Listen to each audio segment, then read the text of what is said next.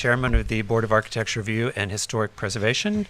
With me tonight, we have a full board tonight. So with me is Susan Stevenson, Jane Clare, board member Nina Edward Anker, and Kathy Buxton. Also with us tonight is Quinn Profil, our new alternate board member. So we have a full board tonight. So with that, I'm going to motion to open the September 8th meeting of the Southampton Village Board of Architecture Review and Historic Preservation. Do I have a second? Second. All in favor? Aye. A couple of quick notes. The next meeting will be September 22nd, and the materials due date for that will be September the 16th. Also with us tonight, our counsel, Alice Cooley. Our recording secretary, Jackie Allen, is going to be taking notes remote tonight, so if I get insistent on talking to the mic, it's so that she can hear us and take accurate notes, and I will appreciate that. Normally, Alex Wallach, our planning director, is with us, but he is absent this evening. So with that, I think we are off and running. So the first thing is minutes approval from the meeting from August 11th. Did everyone get a copy of the minutes? Yes. Yes. Have a chance to read them, and are there any questions or corrections? Nope.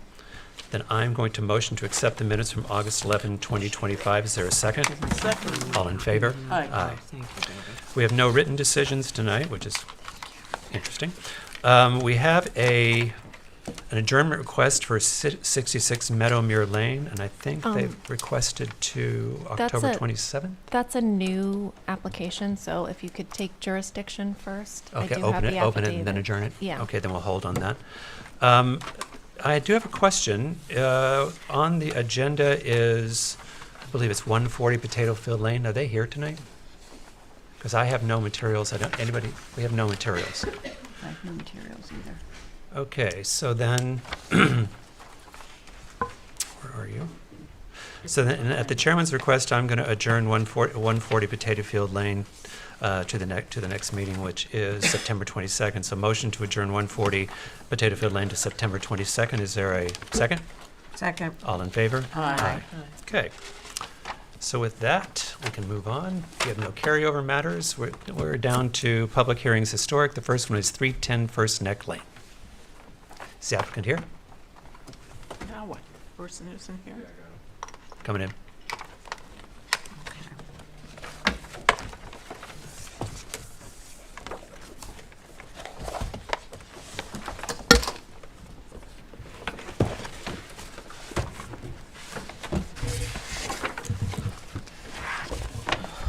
Hi, can you hear me okay? We can. Could you please start by introducing yourself for the record? Hi, John Tarbett, and Neil Stefano of NJ Kane Architecture. Great, okay. So assuming you're sharing your screen? Yes, we're doing it now. yeah, we're working on sharing the right. Okay. We can see it. Maybe. Yeah, we're going to try to give you a different. Good. Sorry. Let's hit share. Let's share this one, right? Yes. There we go. All right. I think I did it right. And we need to go to the other side. Yeah. So there I should. All right. Can they see this?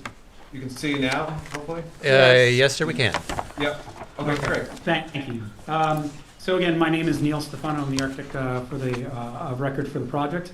And I appreciate everyone taking the time to re-review this. This is our third review. The last time we met, I believe, was on July 28th. The board had given us some constructive criticism that we wanted to, that we implemented, and we'd like to review with everyone.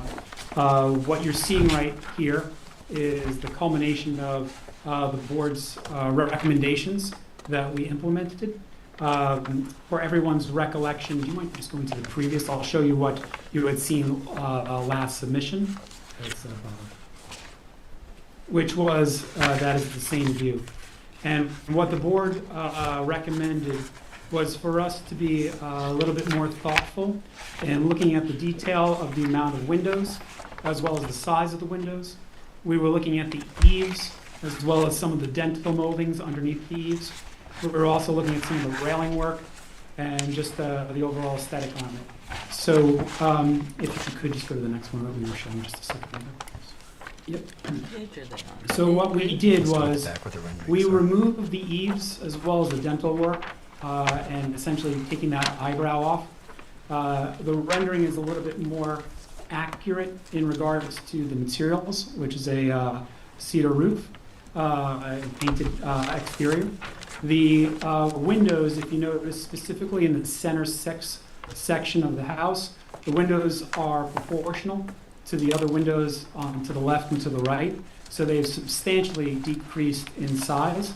There is a new railing going across, much more simplistic in the overall aesthetics and style. And what we wanted to show was the bug netting and bug screens that drop down in the center section, which is why it's a little bit slightly grayed out. We wanted to represent that accurately for the board to have the opportunity to weigh in. Our feeling for the aesthetics on this is that it's substantially more in keeping in line with the overall look and feel of Southampton. Again, you can see, or you can stay on the top one. You can see how large the windows were in the center section, some of the detailing on the railings that the board had issues with, and asked us again to be more thoughtful about the eaves and the overhangs, if you go back up. So that is the first view of what was physically seen from the water line. And we felt like it was very successful in keeping with the overall style and aesthetics in Southampton, specifically First Neck. If you go to the next. This was the original, well, I shouldn't say that was what you again saw on July 28th. Let's scroll down just a little bit so you can see at the top. What the board had issue with or commentary about was again the eyebrow, the extension of the eave, the dental work, the thoughtfulness of the front door and the glass to the left and to the right on the lower level, as well as the windows on the second floor and the overall aesthetics on it. What we looked at was to, again, be more harmonious. Again, the renderings are more in keeping in line with the reality of the materials. We put a wall with the oval window that relates to other sections of the house, covering up the excess glass to the left and to the right of the front door, making the door more of a primary focal point. There's no confusion of where that front door is. Looking at the upper floor and the second floor, having the windows and the siding more cohesive and letting it blend in. We also removed the eave and removed the dental work, pushing that all the way back. And again, having that have that overall aesthetic and feel that the board was so kind to give us some recommendations on. If you continue. This is another view of what you just saw in the previous. I'm just going to scroll down. You can just get another vantage point. This is that side view to the right of that same front door. So if you're looking at this rendering, to the far left is where that front door would be in that corner point. The board would ask us to look at removing any of the eyebrows, and you can see these oval windows that have appeared and remain. That's where we took our inspiration for to the left and to the right of the front door, making it cohesive and not having a standalone or a one-off, but having this have a pattern inside the overall aesthetics of the exterior of the house. Look at the next. And so what we did was removing the eyebrows, simplifying everything. Again, taking that eave line off, letting the house be a little bit more cohesive in the overall aesthetics, and hopefully successfully answering any of the board's concerns on the overall view of this house. If you have any questions, I'd be happy to answer them. I'll go to the first one. Okay. Board members. I think it looks great. I really do. I think the railing, the simplification of the railing, the front door is much clearer, and I think... Into the microphone. Oh, sorry. Anyway, I think it looks great. Thank you. I think you've done a great job. I love the house. I would agree that it's much improved, especially the roof line. And I don't know whether that was a diagram or not, but it just seems like you have a little bit more of a substantial roof now. And my only question is, the door blue? If you go to the next view, just pull it up for everyone. Keep going. No, keep going. One more. I mean, it's a very light grayish blue is what it is. I can give you a specific spec on it. I'm sorry, I don't have it off the top of my head. But certainly if that is of any objection to the board, we would take that under consideration. No, I actually like it. Then yes, it's blue. And then, What did you say? So yes, it's blue. actually, first I thought that, I guess it's curtains on either side. You still have those windows there, but you have curtains in front of them? Is that? Yeah, there's side lights to the left, to the right of the Yeah. door. It's just really from a standpoint of being able to see who's at the front door. You know, Yeah. nowadays it's kind of nice to be able to have that, but still maintain the privacy. What we were concerned about was, again, truly listening to what the board's recommendations were in regards to limiting the amount of windows, making it feel like a home, making it feel like there's a primary focal point, an entry point for the front door. And then again, having that cohesiveness with the oval windows and that there's a relationship to what's happening off to the right on that same, next adjacent elevation. Right, and much less commercial looking, so thank Yes. you for listening. No, thank you for your recommendations. We think it's a much more successful project, thanks to the board. Oh, my God. Thank you. Thank you. Thank you. Nina, Susan? Whoever, I think it's good. It's good. I have no objections. Thank you. I'm sorry, Nina? Yes, I don't have any objections Okay. either. First of all, thank you for your comments. We appreciate them. The changes, I think one of the biggest the objections was in the original plan was the house looked see-through, and now the change at the front door is very successful. And by calming the roof down and taking the eyebrows out, the house sits down into its setting. I think it looks great. It's appropriate for its setting, and it's a very handsome house, and I think it's harmonious to the other houses that you see in the area, and is a great example for the village. Are there any comments from the public?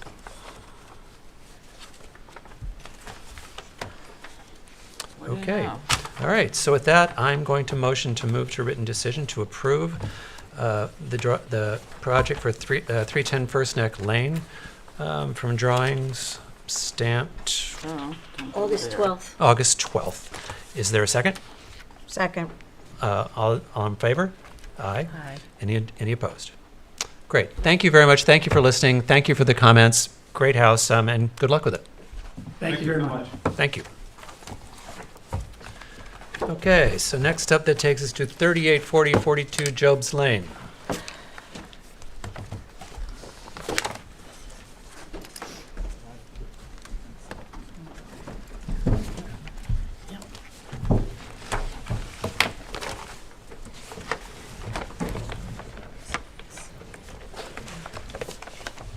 Good evening. Good evening, board members. Sir Maxani and Safi Sami from our architecture office representing 38/42 Jobs Lane. Let's get you on board here. She's my tech Yeah. specialist. Okay. So we had a meeting last time.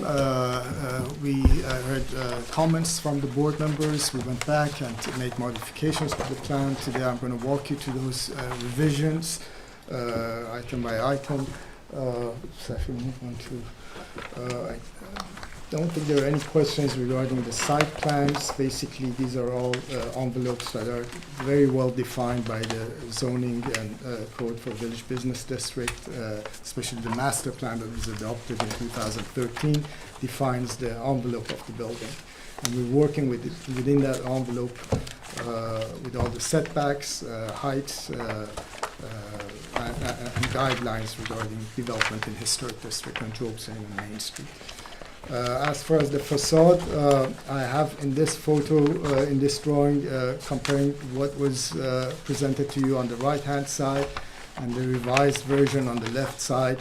Primarily, the main concern of the board members was that the building's a bit too formal in its context.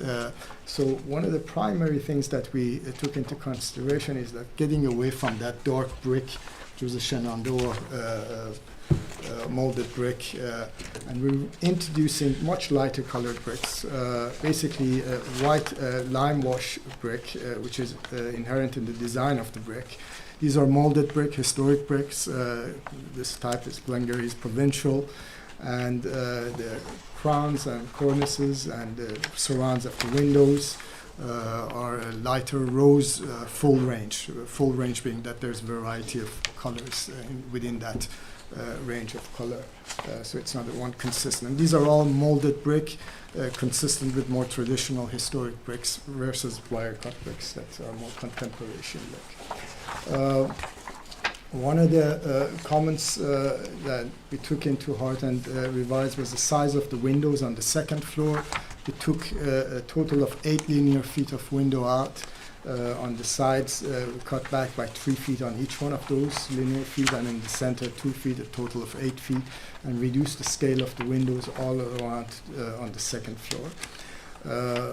Also, as far as the roof of the first floor retail frontage, there was a question as to what that roof is, standing seam. Again, by shifting from the darker brick to the lighter brick, we also modified this roof from a standing seam roof to slate. Yes, slate roof basically, which is a light gray color slate. Again, with variations, natural variations of slate on that roof. The crowns were reduced, the dentils in the crowns were reduced in scale. The one-story storefront, the clear-story divisions were increased in number and smaller size in scale. And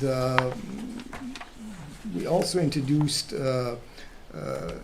2 additional pilasters, 2 on the corners and 2 also at the center, flanking the center bay and center circular window, defining basically a 3-part bay or structure to this building. We can go on to the next page, which defines each one of these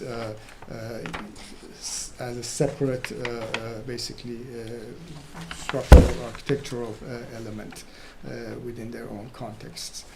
The lime washed brick also carries itself to the back of the building, and on the side, which we have a stucco. The stucco is shifted from a red to a lighter cream colored stucco. And this color of also the storefronts has shifted to something that is closer in line and consistent with the color of the slate roof of it. So it's a bluish gray paint color, almost closer to the blue stone. I'll show you, let's walk through the photos. As far as the heights are pretty much on the sides at 27 feet, and at the peak of the center it goes to 34 feet from grade, which is consistent with buildings both across and to the sides. The Madonia's antique shop slightly lower, but the building immediately adjacent to that actually is slightly higher, especially with the Job's Lane sloping down in the street. There was mention about typology and typical buildings of this size. Job's Lane, number 53 Job's Lane, is actually exactly this typology of a building, exactly the same width, same height. One key point I would like to reiterate on is that the second floor is sitting 8 feet back from Job's Lane's facade, which are the retail frontages. So it's not flush with the rest of the storefronts adjacent to it or the storefronts below it. It's set back 8 feet from the street, which is again something that the code requires from us to do, and we've adhered to that.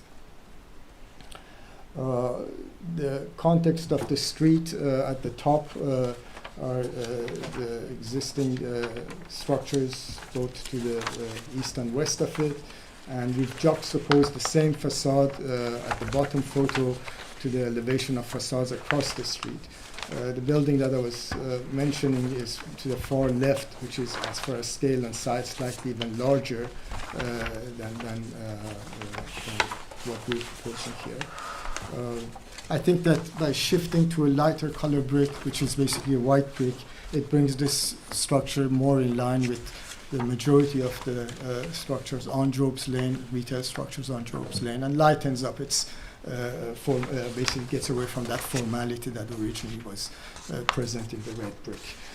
The rear of the property is, besides the brick again, and the reduction of dental sizes is pretty much the same. This facade faces a plaza, which in scale and size is basically the same size as what the original courtyard used to be in the center. So it provides a nice plaza gathering, and this is basically the access point for the offices on the second floor, which from Job's Lane one can carry through a 5-foot walkway on the east side of the building to access those buildings, or of course from the parking lot. We're also providing 6 parking spots, which on that side of the street, no other retail actually has the possibility to do so. Because we're at the end of the parking, we could provide that as a benefit at all. I'll be happy to answer any questions from the board members. Okay. Pardon me. Oh, and I know we discussed about context. I'll be happy to walk you through some existing structures in the village that fall into line as far as the scale and size of the building. Again, 53 Job's Lane, Hildred's building, number 30 Job's Lane, which is the one adjacent to Madonio's antique shop. These are all 2.5-story structures, and same width as what we're proposing. Okay. Could I ask you a question? So, in this rendering, what is the ground, the retail? It's gray?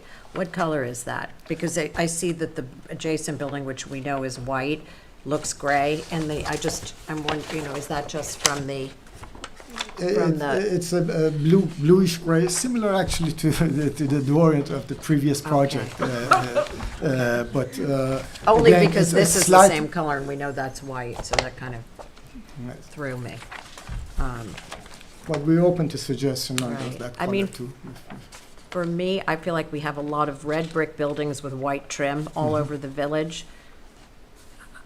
I don't know, I feel like that is more, if you're doing a brick building, it seems like that's more in keeping with what, What we're proposing. what exists already. So is more in keeping with what is our standard, but I don't know, that's my only comment right now. I think that you have a good point, because I was wondering the same thing, because when you see this, you're not sure. I think a much lighter trim to match the lime Mhm. would probably be a much better look Okay. also. And I do like the lime. I think that it's toned the building down and it's made it look smaller in scale. And I love the slate roof concept, because that goes with a lot of things that we have. We'll be happy to change that color to lighter color, something closer to off-white, or something between a light, very light Yeah. gray, almost whitish gray. I agree that there are some buildings on Main Street that are Can you pull the mic a little closer? a little bit larger in scale, but this is Job's Lane, and to me it still seems like if this was a library or a village hall, it would make sense to me to have this sort of taller, symmetrical brick building be a little bit more formal. But right now it looks almost like it belongs in South Street Seaport if it was going to be part of the landscape, or perhaps it could maybe fit in better on Main Street. But Job's Lane has a specific character of these little retail houses almost, and they're white, and there's a certain character to Job's Lane, and I feel like it's just still a little too tall compared to the building next to it, and I feel like it's still a little bit out of character for Job's Lane. Susan? Well, I think it's, my only comment is, I think the gray, now it's, making it, the gray part doesn't seem to go with the top part. So that if you like, I don't know what you can do, but I think it's better. And I did you know, my hair was on fire when this got started. But then I realized it's not the biggest thing. It seems enormous in these drawings, but when you walk on Job's Lane, it isn't. It's deep, but it's not there are long things. But I do think the gray is somehow, I don't know what you can do, seems out of place. I think it's better because there's a division. It doesn't seem so, what I call Pittsburgh, monumental red brick. So it's the same height as anything on that strip? As the Madonia building? Actually, I forget what you said, I'm sorry. yes, other actually, let's side. just show it. Oh, it's on the other side? Yeah, where the to Kevin Maples angle, is. It's a Oh, little yeah. slightly taller. This Yeah. one, no, next one. And then look at how So, big that is. Yeah. This is, Yeah. But it's all Madonia's white. building actually is one of the smaller buildings, two-story Okay. buildings on the line. And Well, yes, I'm not saying that should, it's, but we have again plenty of precedents on Job's Lane of larger buildings sitting next to smaller buildings. right, to I give think you- that's good. Yes, and Yeah. that gives It's it not a actually shopping character. center, I get it. Yeah, And Nina, to your point, yes, this is a white building, but we've gone through extensive work trying to break it down into components of itself. First of all, because of the 8-foot setback, and there are two big trees actually in front of these properties. So if you would go Yeah, I to show that appreciate view, the changes in the renderings. that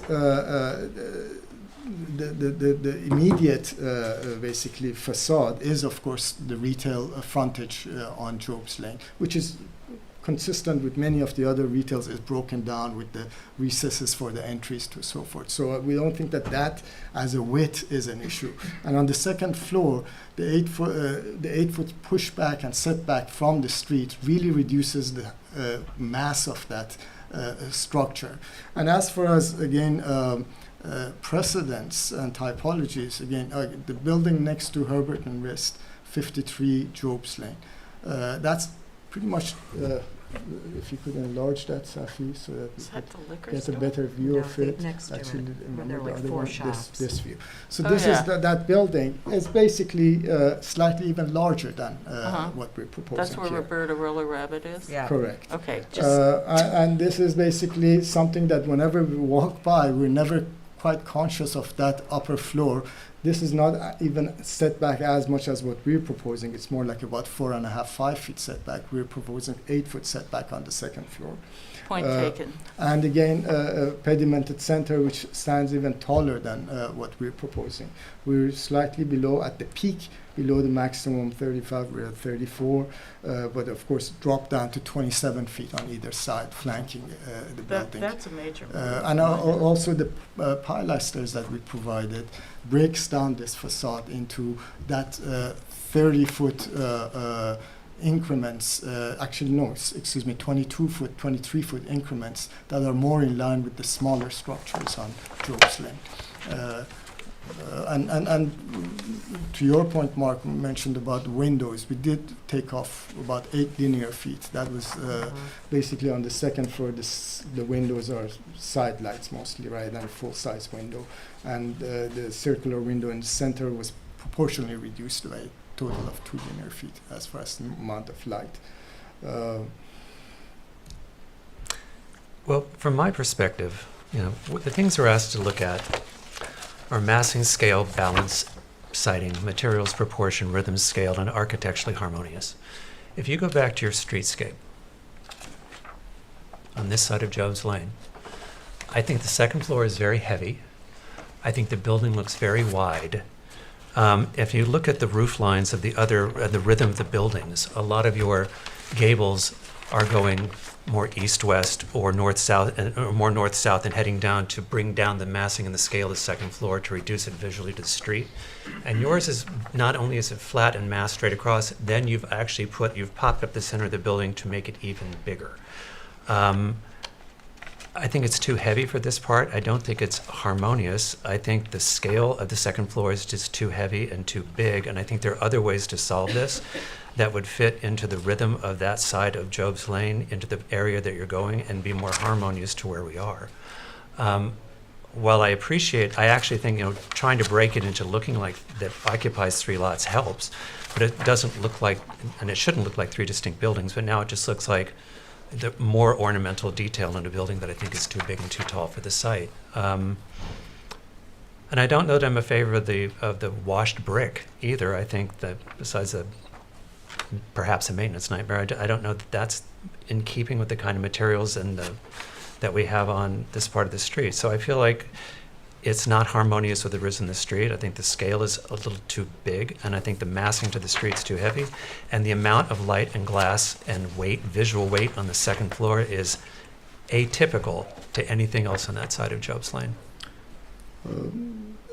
So I think there are others. So I think there are other when solutions. When you're saying there's no precedence, scale, and comparison, I mean, one building next to, away from us, in between Madonia's antique shop and us, is a 2.5-story building going to 35-foot height. Mm-hmm. Across the street, as I said, number 53, that's a building that is exactly the same scale as ours. And I'd like to point something else here. We are facing actually the grounds of the Southampton Arboretum. So this is actually a building that's going to be facing an open space of an arboretum. We know that. We live here. We know that. Not in the context of actually the smaller stores that you may find. Most of the smaller stores on Job's Lane are sitting further down from us on the same side of the building. And then towards the end again, it starts getting larger. But Job's Lane's character is a mix of large and small buildings. Starting with, of course, the institutional buildings on the corner, but even as far as length, on the south side, you have the long linear building with the tower. There are plenty of examples of these types of larger sized buildings. And the 2 flanks of our building at height of 27 feet, I don't know how much lower can we have without eliminating the second floor. This is like basically we haven't gone up to a 35 foot, which is our... From my perspective, I think it's how they're 27 feet. I think it's flat to the street. I think there's no undulation in it. And I think there's another solution that it's more harmonious. That's my opinion. Well, and I'm only one vote up here. But to me, you've heard how I feel about this building right now. It doesn't have my support. But again, when we look at the specific guidelines that are defined in the village code, Mm-hmm. that doesn't give us much of an option besides what we're proposing here. I'm As sure far as there's an more. envelope. I am absolutely sure there's more than one option. And I'm sure there's an option that may be more harmonious to the street. It's not my job I mean, to. can I'm you not give my us job to some tell. It's not my example job of to. this It's not my harmony? job to tell you what the solution is. It is our job to tell you what we see and our opinion in looking at it and understanding the code and what our job is, or what I think is not appropriate for this job. But to my opinion, is not a building that I'm finding appropriate in this location for the reasons that I stated. Now, I actually don't have those problems, but I actually like the red brick, Me too. Me too. which if you had white trim, Trim, yeah. you might be able to pull, and Yeah. no metal roof, I could go with it probably. I hear what you're saying, and I my hair was on fire, I said that. And then I walked down Job's Lane, I thought, well, God, I wasn't paying attention before. There are diverse buildings. I realize it is linear in a way, but I don't think that, I feel like maybe there could be a little diverse. I don't think it's that different. And you can also see that Veterans Hall, you can see a lot of from there. That's red brick and white trim, quite a tall building. So I would prefer some red brick, and maybe just, if you could try to make, I think somewhere, I don't know, I'm terrible at this stuff. White, to try to make it more in keeping with the quote All style the other red of brick buildings with red white brick trim all buildings that around you the showed. village. I think that might be really helpful. Yeah, keep the And slate I roof. do appreciate that, I don't think it's all that big. I mean, that was my other thing. It's like, well, wait a minute, how about the shoe store? I mean, it's not there anymore, but there are, I don't know what I assumed it was. So I personally don't I know it's somewhat massive, but I'm not sure that's bad. That's all I'm saying. I don't think it's so out to lunch in terms of the rest of the street on both sides, I would say, and the village. So that's my idea. Well, I don't know what other people. if I hear it correctly, if we shift, I think actually comparing the two red bricks that we have in the original proposal Yeah, I and what like we're proposing, that the lighter red brick, which is a rose color, I think is a little bit lighter and nicer than the darker red brick. If we shift to the lighter red brick totally, and the ground level retail going for off-white finish. That might help. With a I'd say more white slate. than More white. off-white. Yeah, well, Yeah. all Everything's basically white. all the trim would turn into So white, tie in what's off-white, there, but and then we'll try slate, it. and keep the slate on that slate's roof. good. Yes, Uh-huh. I think that should do it. We'll Yeah. see. But that would be what I would probably accept. How's that? But I have to see Yeah. it in a Okay. rendering, because my Okay. imagination is difficult. We've seen so many things. Why don't we see if are there any comments from the public? Oh my God, no. Yeah, if you could come up to the microphone, please.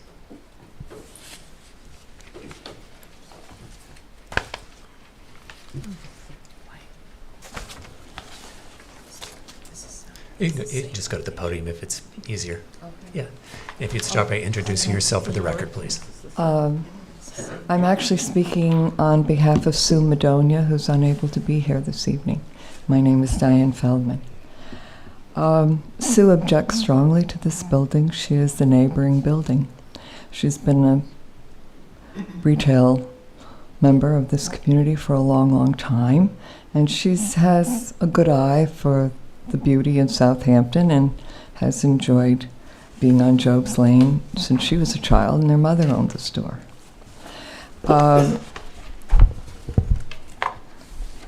This store, every time you meet and there's a new proposal, Sue believes it's an opportunity for you not to just live on the mistakes perhaps of the past, but an opportunity to improve going forward.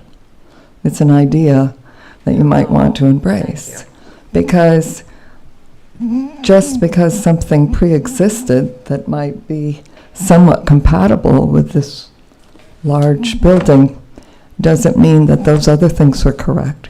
You have an opportunity to improve Job's Lane. Now, the historic in your own handbook, I think that was published by the community, the spirit of Job's Lane was to have smaller shops, smaller buildings.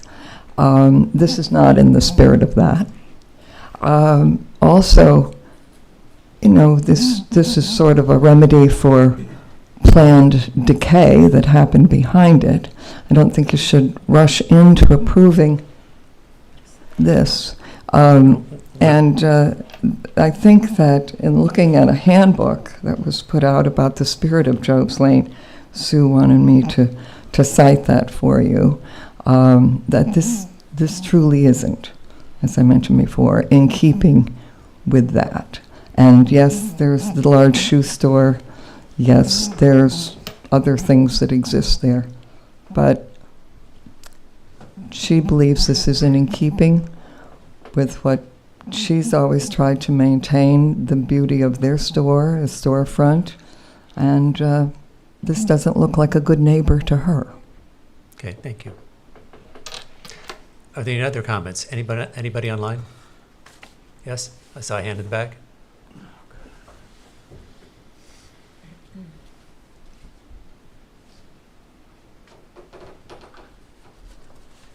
My name's Christine Sullivan Whitaker, and all I say is I agree with Mr. McIntyre. I grew up in a Stanford White House on Lake Agawam, lived there for 32 years, and I'm familiar with how the village has changed. And I just don't think a building, I remember hearing you don't want big box stores, and that's kind of what it reminds me of. Thank you.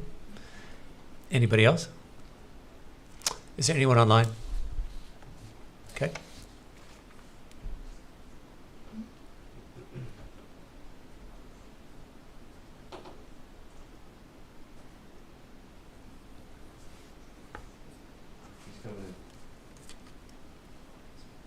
Hello?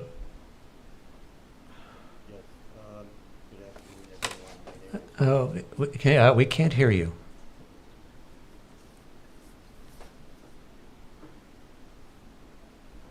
Can you hear me now?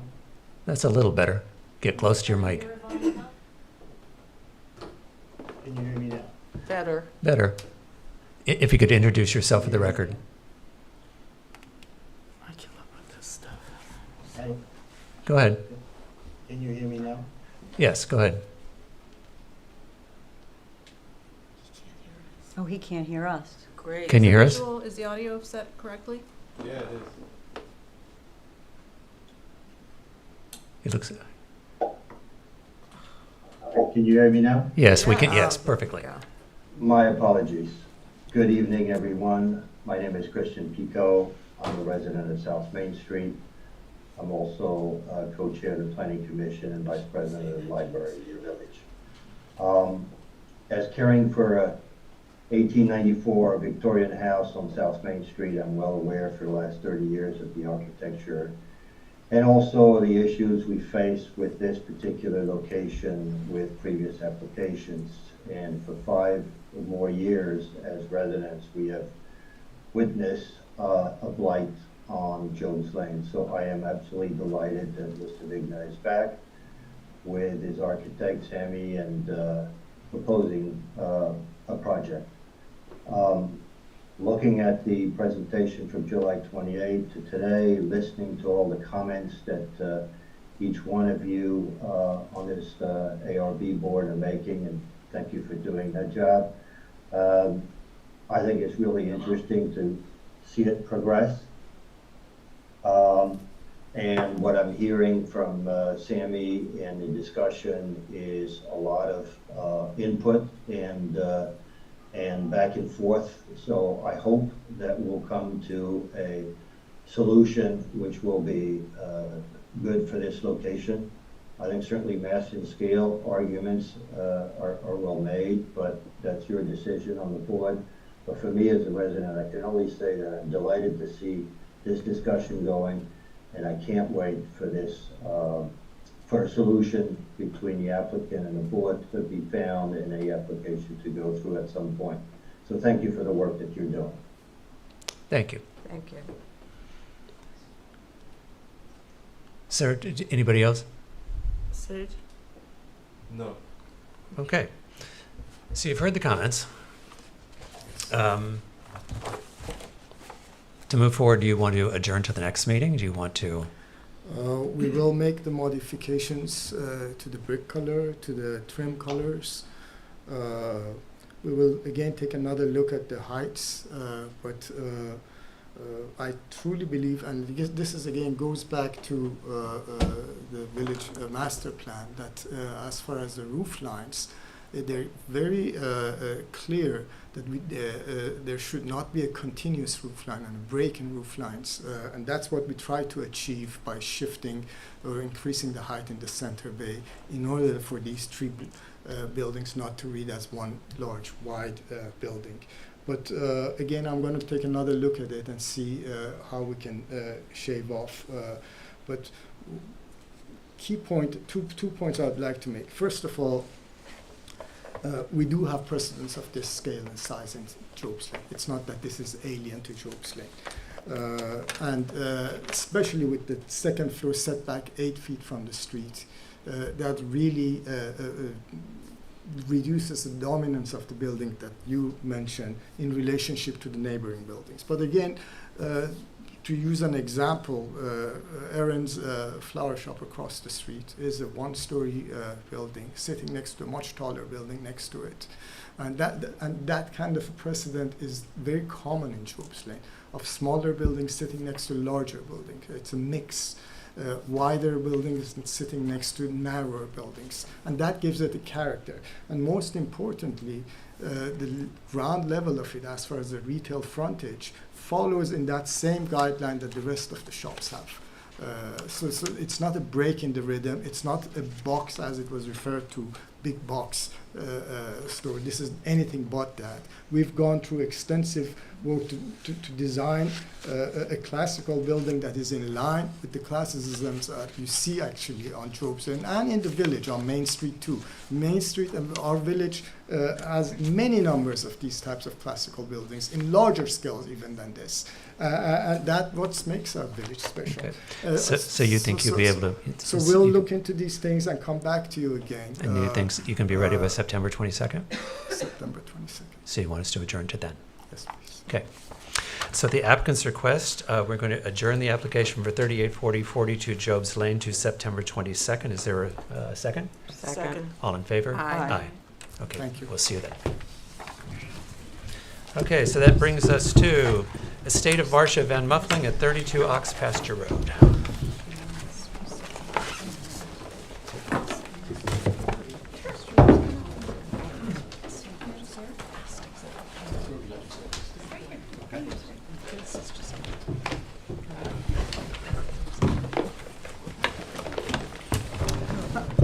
Okay, before you guys speak, I want to make some comments, okay? About this application? Yes, yeah. You are in receipt of the report we got from Zach? Yes, Okay, I received it today. okay. Board members? Board members, I want to talk about it a little bit, because our job is to go through all the paperwork we had for 32 Ost Pasture Road, which we've done. And we got Zach's report, and also went back and read through a lot of the materials that's put in. And I think what might be prudent to do at this point is just read into the record Zach's report and a little bit of the summary, and then have a quick commentary from the board and poll the board on its opinions for right now. Because if you read, this is a house that went through, it was moved, but during a period, it would have been a period of significance, but in a lot of the time and energy that was spent renovating the house, what we heard from Zach actually backs up what we heard from the last meeting. I'm going to read into the record a little of Zachary's report. The single-family residence located at 32 Ox Pasture Road, Southampton, occupies a 1.75-acre residential parcel bounded north by Ox Pasture Road in the village of Southampton. The building was included in a building structure inventory form survey of historic houses throughout the village in 1979, and later listed as a contributing resource in both National State Registers of Historic Places, 1988, and locally designated included in the village of Southampton Historic District, 89. Then it goes on for the history of the building a little bit. A site visit was conducted on August 28, in which a consultant investigated the residence for visible exterior fabric that was indicative of its early 20th century construction period.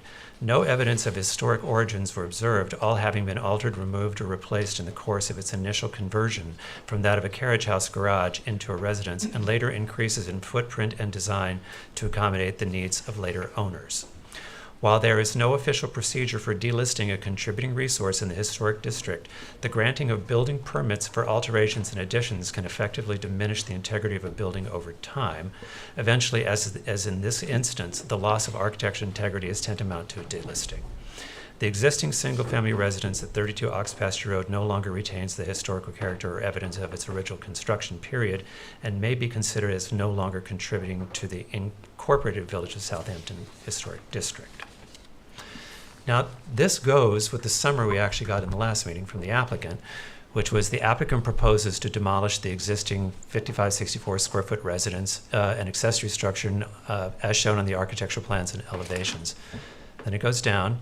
The building was originally constructed as a carriage house in 1902, and in 1932 belonged to A.D. Cree. It was moved sometime after 1932 to 32 Ox Pasture Road to be used as a private home. The structure was substantially altered in 1969 and had a major addition nearly doubling its size in 1980, with significant alterations thereafter. Although listed on the National Register in 1986 and nominated in 79, historic alterations that were made to the structure throughout the years, ultimately the 2009 Southampton Village Historic Survey Update final report prepared for the Southampton Village Historic Consultant Zachary Studenroth assessed the property as no longer contributing to the historic district due to the extensive alterations and excluded in the property from the village's database of historic resources. Now, what's interesting to me, having done this job for a while, is unless somebody specific, when this board looked at it in, 2009, unless somebody specifically asked us to consider its historic presence, we probably didn't. They probably looked at what was going on with the expansion. And we don't really have a process to delist a house. But I think since Zachary's report mirrors what we've heard from the applicant, and having walked and looked at the house, I think this is a case where when it was listed as a road form, but probably didn't then, and I don't think, in my opinion, now does not really go to the standard of a contributing structure in the historic district. But that's my opinion. I'd like to know what the other board members think. I agree with you. Couldn't agree more. Yeah. It's like half, it was moved, half of it's gone. I mean, Right. that's really, Yeah. The it other wasn't half's the main obscured. house, Yeah. there are a million, so Now, I we've say, had other historic houses where the historic part is evident, and Yeah. some parts have been enclosed. Every part is enclosed here, and it is no longer evident. So it's actually a different situation. sad but true. Nina, your thoughts? Yeah, I agree. Okay. So then, in terms of moving forward, we have in our code that if someone wants to demolish in the historic district, they also have to show us what they want to replace it with, which you're actually doing. But I don't know that we could actually make an argument here for, what was it we found? It had to be, what's the word I'm looking for? Help me, counselor, here. Are you asking what you should do? No. The code talks about, economic hardship was in the code, Yeah, which is not an no. argument that we're making No, here. But not necessary here. I think the board is in agreement with the applicant that not moving this in its past review from historic residence is probably the correct way to go. What's the right motion we would do to accomplish that? I would vote that this is no longer a contributing structure. Okay. Okay, so then I'm going to move that 32 Ox Pasture Road, as is presented, does not qualify as is no longer a contributing structure, to the historic district. and probably did not deserve to be a contributing structure as of the 2009 review. Is there a second? Second. All in favor? Aye. Aye. Which allows us to move on Right. now the to real talk about house. what you'd like to do and give comment on that. Thank you, board members. Thank you. This is my first time here, so I have no Well, history. you start by introducing Oh, yourself. I'm sorry, okay. And you also have to pull the mic very close so the remote. I can scream loud if you like. I'm Jim Howard. I am the applicant, I think. I'm the potential new homeowner. My wife and I would like to buy this property and put a house here. Okay. And so I'm a decorator from Florida, and so know a lot about architecture and design and that sort of thing. And so before we move forward with Doug, who was our architect, we wanted to make sure we had someone who had done houses in Southampton, understood what the board and what the neighborhood really wanted. And I mentioned names of former architects like McKim, Mead, White, H.H. Richardson, a lot of the names that you already know. I said we want the house to be, I was very specific that I wanted the house to be asymmetrical. I wanted it to have lots of shingles and more arts and crafts and flavor so that it really fit the fabric of the neighborhood. So a lot of the white cladding and trim, a lot of it was left off so that it blended nicely into that lot. We want to leave a lot of the trees that are there so that the trees obscure the house from the street, and want it to feel more like a neighborhood house as opposed to an estate. So that was the directive that I gave to Doug, and our architect. And he and I have worked together for several months to get at this house that has been designed, and he met with you a month or 2 weeks ago and presented it to you, but you had some comments. And on those comments, he and I discussed them.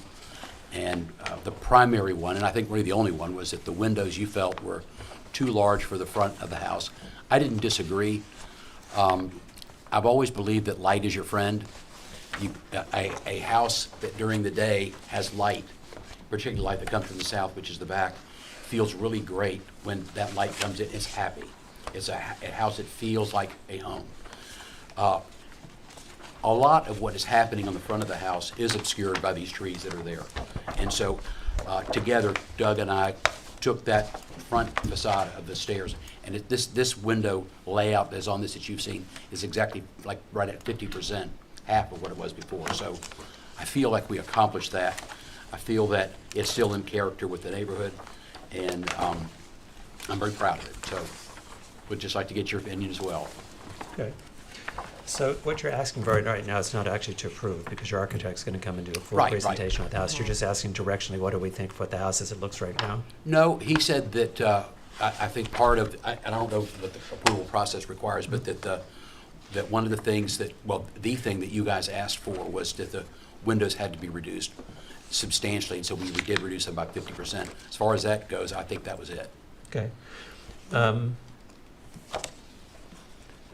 And I realize that there are a follow-up meeting for everything like engineering. Yeah, so and all you're that. actually going to come in with a formal, you're going to come in with a formal application for this house with, Yes, with of course. all elevations for us Absolutely. to actually review. What you're asking us tonight is, based on what we saw last time versus what we saw this time, do we feel like you went in the right direction? Yes. Okay.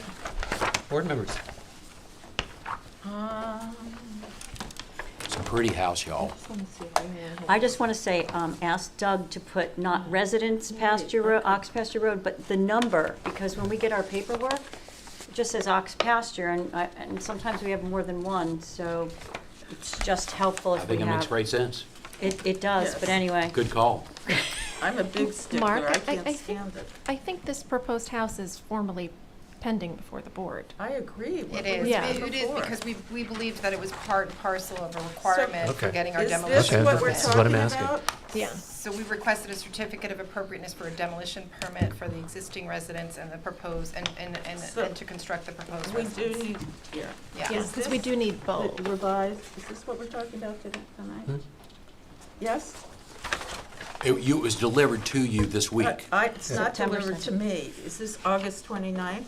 No, this one says September 2nd that I Okay, well, have. there we go. That's what I'm asking. September Uh-oh, 2nd. Here, we can share. Do you want to look at this one? just a second. I don't know. Oh, that's if your we- issue. Yeah. This is it. Oh. Yeah. Okay, but the actual, okay, no problem. Just want to be on the same page. All right. So this is a formal application for this house. You're not looking for a the consultation. You're architect- actually looking for us to approve this house. Well, do we have to have That's a what I demo understood the permit? process was, but if you want to Huh? bifurcate the application, we could No. consider doing that as well. It It's hasn't been a really. demo.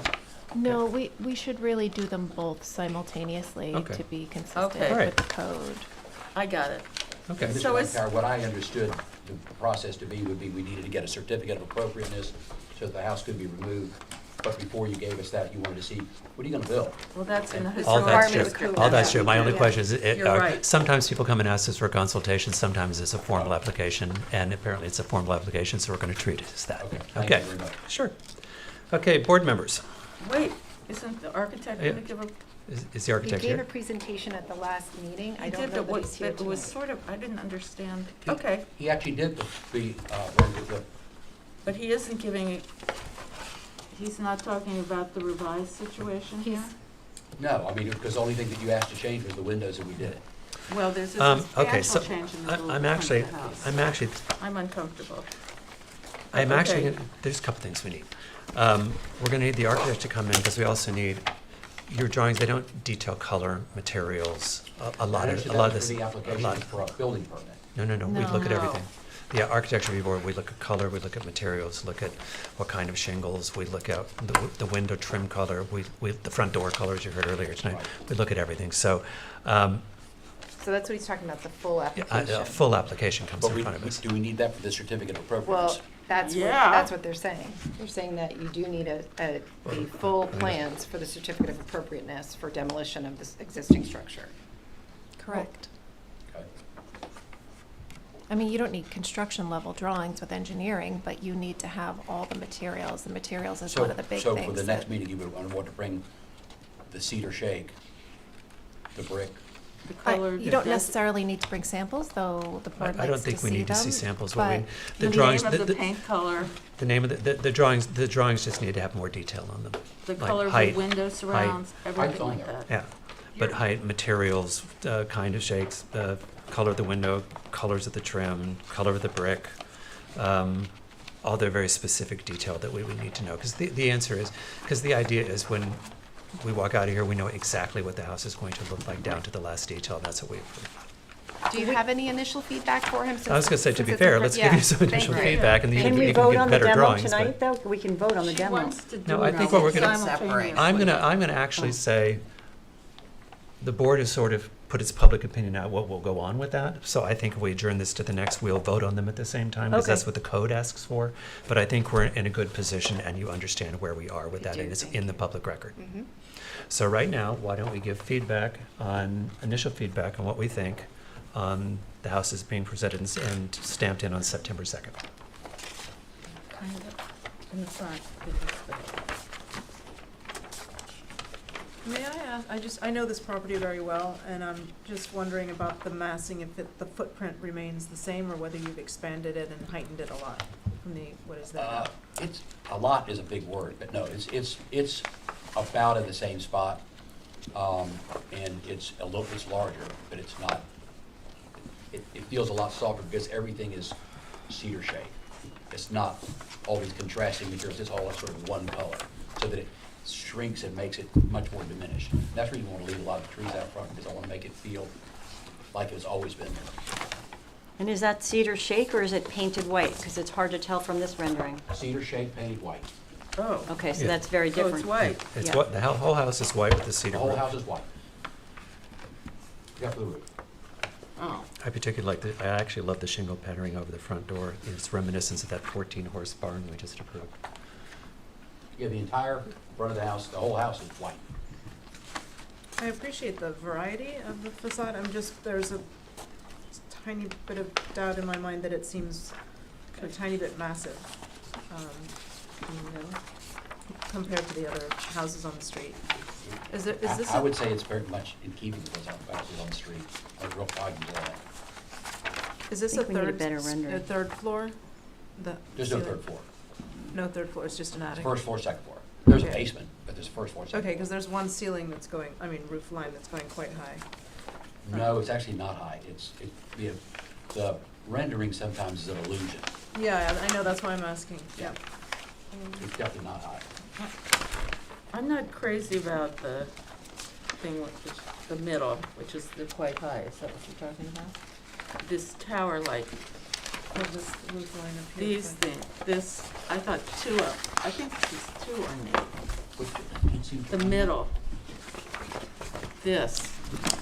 It was the two big windows, is that right? Now it's different. It was all windows. It was- Right. And now it's half. Right, I remember that. But now I feel like, why do we have round windows and things floating around there? Round 'Cause you windows are like sort of- them? are Very H.H. Richardson, McKim white. They might be. I'm not in love with it compared with all the other, Oh, I'm sorry. Excuse me. with all the other, I think it's quite decorative. I like the decorative shingles. I Uh-huh. think that's good. And the arched windows. But then we get to these, they're called oeil de boeuf. The windows? Yes. Yep. I'm not, That's good. I think that's de trop. How's that? Sorry. I think My you did French. great. French meetings Well, it's, tonight. that's French. Eye of the bull, isn't it? Yeah. Yeah, It's that's what- commonly known as bullseye, but Yeah, it's like well, when- and I it's- think it came from. no, it's actually Okay. on in the 18th century, in houses, they had girandole mirrors that were convex like that, and you would put candles in front of them, and they And would it throw was- the light yeah, around the room. that's a It was good called a idea. bullseye. Yeah. That's from a convex mirror. So, I don't know about that. So that's, I feel like that's like a little too much. Either, I like that the windows are reduced, don't get me wrong on that.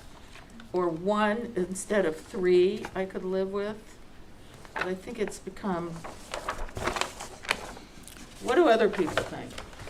How's that? That's all I have to say.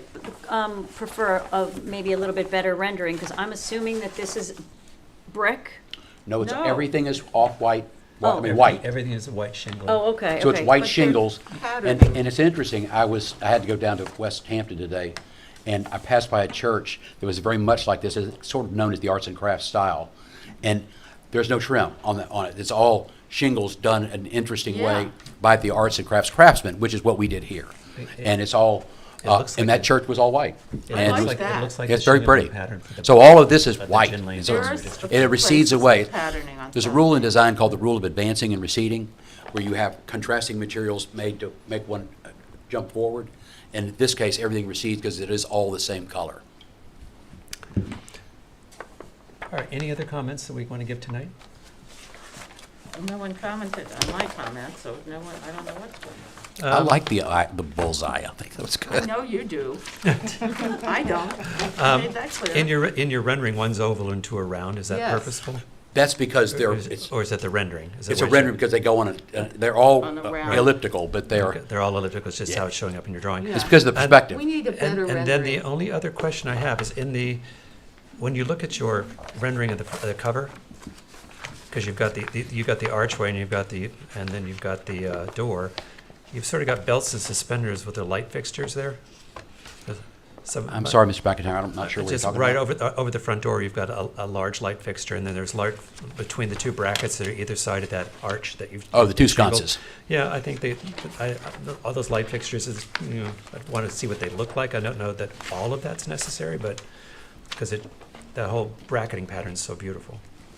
I think the reduction in the glass down to what you've done, and the reason is. Looks like a house. Here in the village, there's been a trend lately that everybody wants these big lit stairways, and the problem is they project light pollution to the street and to Right. neighbors, and we've had situations on the sides of houses, and they literally light up the neighbor's backyard. So it's the one thing we really look at is the amount of light and the type of light that's going into a lit stairwell. Right. And I think when you have massive amounts of glass, as you had before, no matter what you do with that amount of light, it just projects and it sort of glows into the night. I think taking it down to where you have it now is much more appropriate to the house. And Thank you. I actually think it's a little more gracious against the facade, against the front, Thank in my you. opinion. Anybody else? Okay, any comments from the public?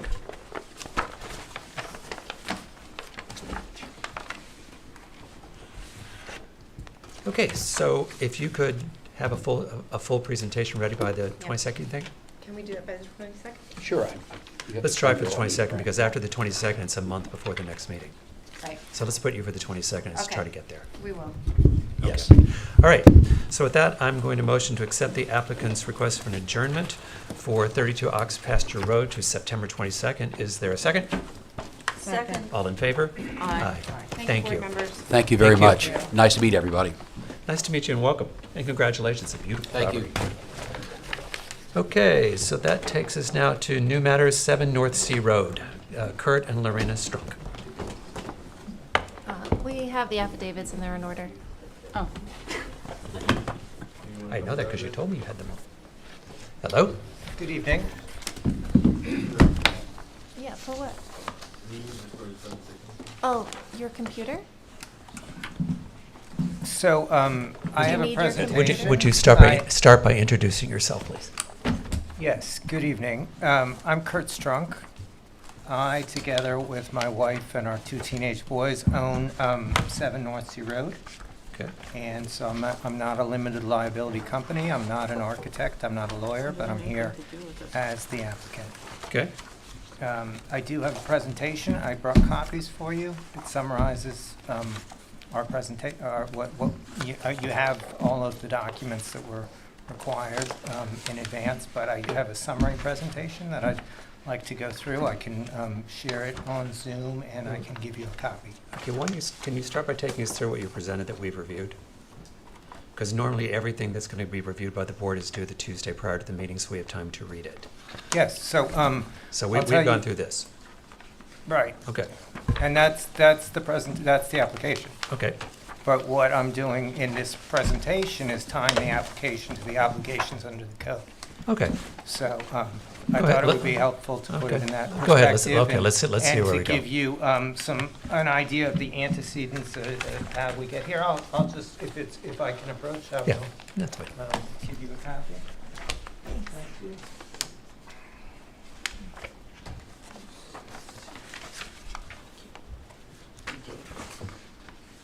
Thank you. thanks. She's showing inside some stuff.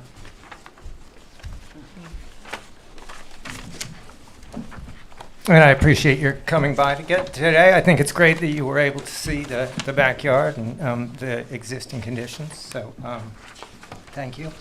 I've structured the presentation to really cover, well, let me start by saying that even though I'm here alone, the package that you have before you was created by, very capable architect, structural engineer, and although we did not seek legal counsel for this application, we feel like it's a very straightforward application. We have a ZBA approval to build the dormers, and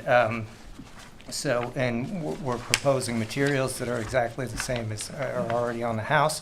So we did not use legal counsel when we put together our package, but we do have legal counsel lined up should we ever get into a situation of an Article 78 or a certificate of Probably economic. don't have to leap to an Article 78 Well, just I yet. hope Go not. ahead. So I just thought I'd mention it. I do think this is a fairly straightforward application. So I'll tell you how we got here first.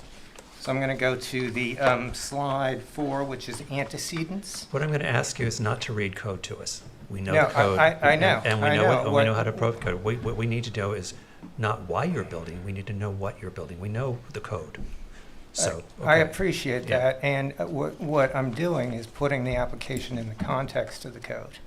Okay. So that was the intent. It wasn't Okay. to tell you what you're bound by. You know what you're bound by. Okay. And I won't wait. I was not going to give Okay. any detailed review of those slides. I Okay.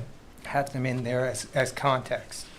So the antecedents are really two prior proceedings. The first antecedent is that we bought the house in 2007. And so, we take our stewardship of the house very seriously, and we've worked on it over the course of the past 18 years. In 2013, we came to the ARB to really to do some tweaks on the front of the house. There were 2 doors because it was zoned as 2-family. And so we got approval from the ARB to switch to 1 door, which reflects the single-family usage. Sorry, it looks like we're sharing this deck on Zoom, so I will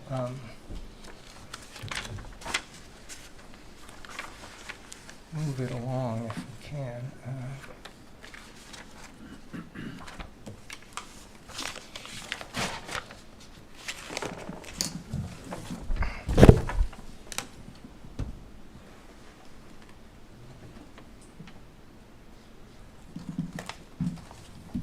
Oh, okay, there we go. All right, so the second proceeding was, the first proceeding was just to do the aesthetics in the front of the house. The second proceeding really related to the livability of the house, right? We had an issue, every time we get out of bed upstairs, we hit our head on the ceiling, so we got ZBA approval. We presented to the ZBA two dormers, one on the south side of the house in the back, another on the north side of the house in the back, and also an addition which permits access to the basement. For the last 18 years, I've been going down a trap door in the kitchen to get down into the basement. So these approvals that we got in 2018 from the ZBA really went to the livability of the house.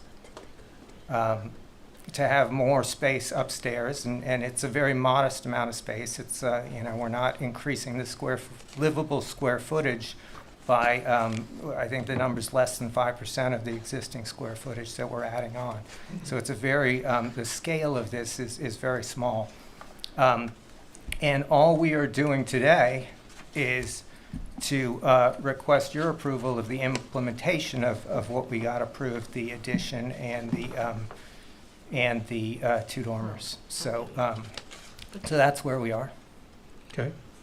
And I'll just talk briefly about the historical significance. So this is a very old house. It was noted in the 1979 inventory of historic sites, and there were a number of things that were called out as being very historically significant.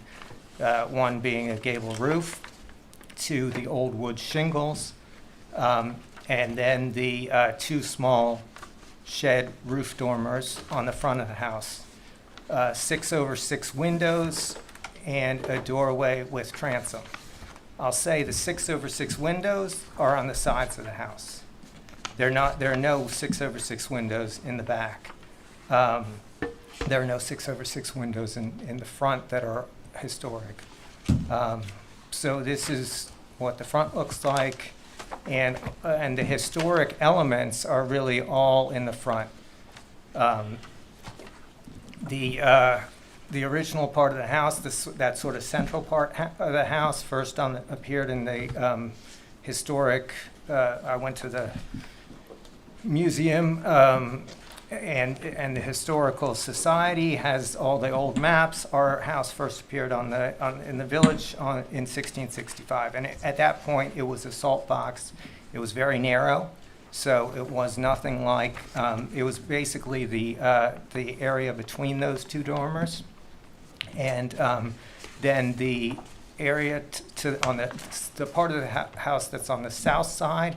It was added in the 1800s, and then the part of the addition that took place on the north side occurred in 1913. We saw the builder signed it. So, so that's kind of how the historic construction went, and we, we've done a lot. I'd say that there's the elements that were recorded in the inventory are important, but they're all in the front of the house. I think a lot of what is also historically important is beyond the scope of our review now because it's interior, but I will just say that when we bought the house, it was falling apart, and all of this historic framing had not been exposed, and we worked hard to expose whatever we could, and so we we have these hand-hewn beams that have been exposed in our kitchen, and when we were doing the plans that eventually led to the two dormers on both sides of the house, it was because we wanted to preserve this area and not build on top of it. So that's why there's a part in the middle that doesn't have dormers. So we were seeking to work with the existing, the original salt box and preserve it. As Mr. Chairman McIntyre has said, we're not going to go through the code. You know what the code is. But I just want you to know that we know what the code says too, and we designed our application to be compliant with the code. Okay. So I'll tell you how we're compliant with the code. Well, with the choice of materials, our strategy is match existing. So all the siding is going to be wood cedar shingles painted white. All of the roof shingles will be exactly what we have today. Asphalt shingles that will match what we have. And then, as you can see in the architect's plans, we've got the door and window schedule that shows that we're using the divided light windows and doors to go and create a seamless coherence between what is the historical front of the house and what we're doing in the back. So how does it meet section 65.5? Well, there's no change at all. Let's go for what I need you to do is actually for the public is go through your drawings and show them what you're going to build. That's what we do here. So do you have this on your computer? I do, but the computer that's in front of me was I don't know. Is it loaded on the computer that's in front of me? It's your computer? I don't know. It's on my computer. This was the. Can you shoot the? I mean, I provided the materials electronically to the building department weeks ago. So I understand that, but as it's stated on the thing, the applicant comes prepared to share the application. So you do not have your own application on your computer to share with us. I have it on my computer. I can do my best to connect and share. Okay. So what you're looking to see is the renderings? What we do here is the public needs to see what it looks like and what you intend to build. Right, yeah. So they understand and can comment. That's so correct. That's where we need to get to. You can also put what you have here up, and we can put it on the screen, and it will be posted for the public to see. Yeah, I understand that, you know, and I also understand that these materials have been available to the public at the building department for the last 3.5 weeks, and they are, I mean, it would be listen, good to. All right. What I need you to do is either put this on the table or put it on a computer, go through the drawings. People need to understand what it is you'd like to build, and then we'll comment on it. You've watched That all the sounds other great. applications tonight. That's what So- happens. And I watched do the you either have videos these? of Do you prior have them on your meetings. computer, I don't or do you have them, I don't have Okay, the hard copy, but I do have them on my I'm gonna let you use computer. mine, Okay, and they will shoot it, okay? So I'm gonna come over. that's very kind of you, thank Well, you. I don't have a lot of use for it, sir, after the meeting. There you go. Okay. So Well, I detail, appreciate so that. just go page by page, please. Thank you. Sure. Okay, so what you need to do is put them on the table. And it faces which way? Us? Faces him now. In the middle, Faces you, in the middle of the just like you're table, reading and it. then what will happen is they'll pick it up by camera and they'll come onto these screens. Okay? That is brilliant, thank you so much. So, So we What may we're have to proposing- adjust where you put it. We need him to Go to his catch middle it. microphone.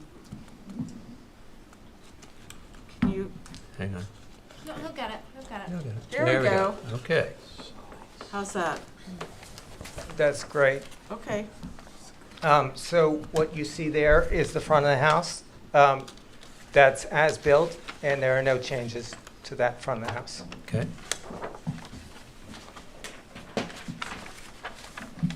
You could sit at the other microphone. Oh, brilliant. There you go.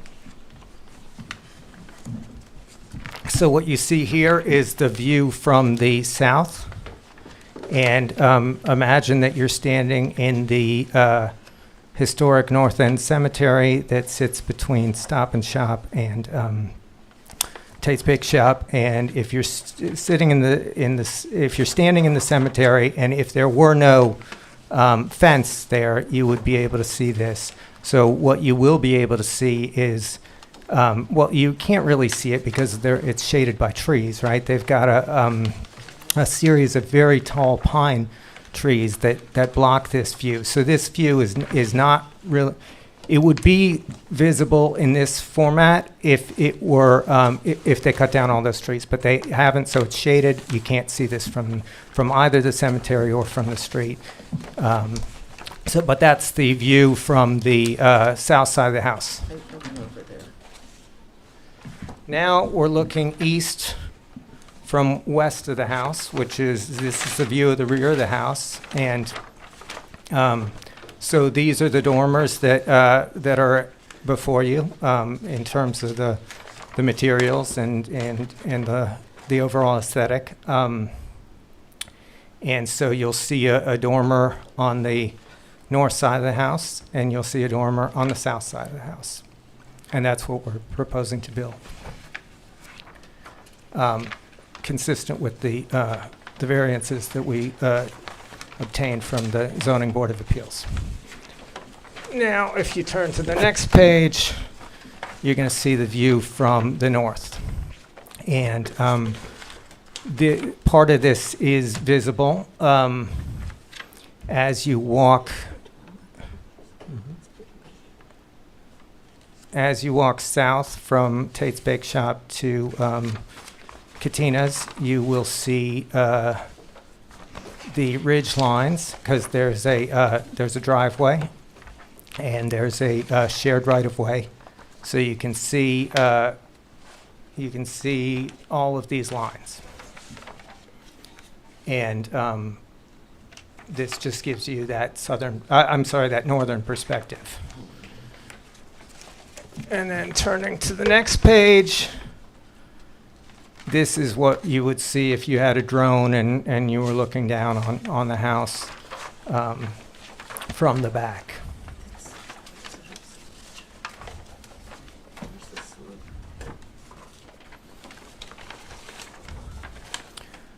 So turning to the next page, again, this is a view from the rear,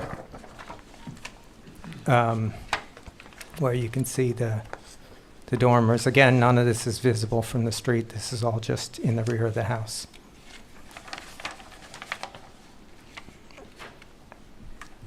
And this is the view facing south if you're standing on the patio right right outside the back of the main house. So the very historic core of the house, the 1600s part, is where this window here is. That's the historic core of the house. And this is the addition consistent with the ZBA approvals and the dormer. Okay. Again, consistent with those approvals. Skylights. Turning again to the next.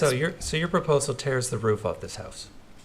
Yes, and I hadn't finished the presentation, but I can show you why we're tearing the roof off this house, because the roof off of this house is not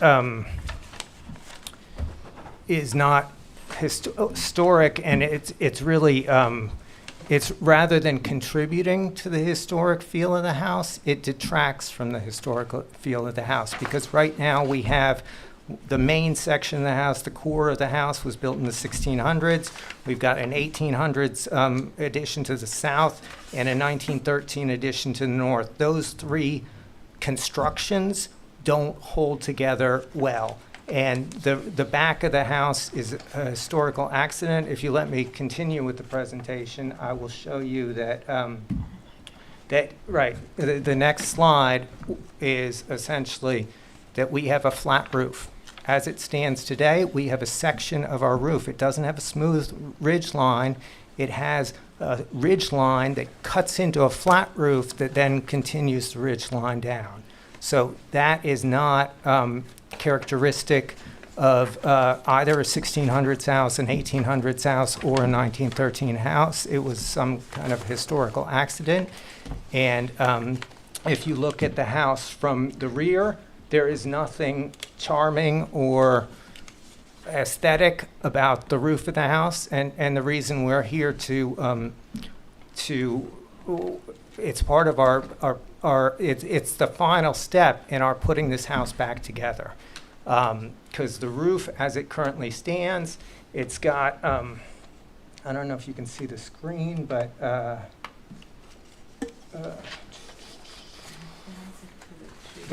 the photo on the right there, you can see that it's just this hodgepodge of, you have kind of an old salt box roof, then you've got one dormer, and then you've got this thing here where it's, the roof flattens out, and then you even have kind of this little piece of wood where you've got this ski slope that goes off that, who knows what they were doing. But, obviously they didn't have an ARB to keep them in line when they were doing that. And this is, it's basically a roof that has deteriorated over the years. It needs to be repaired. And it's also, it's totally incoherent with the rest of the house and what we view to be a very charming front of the house. So what we're trying to do is to make the back of the house equally charming and consistent. We've drawn the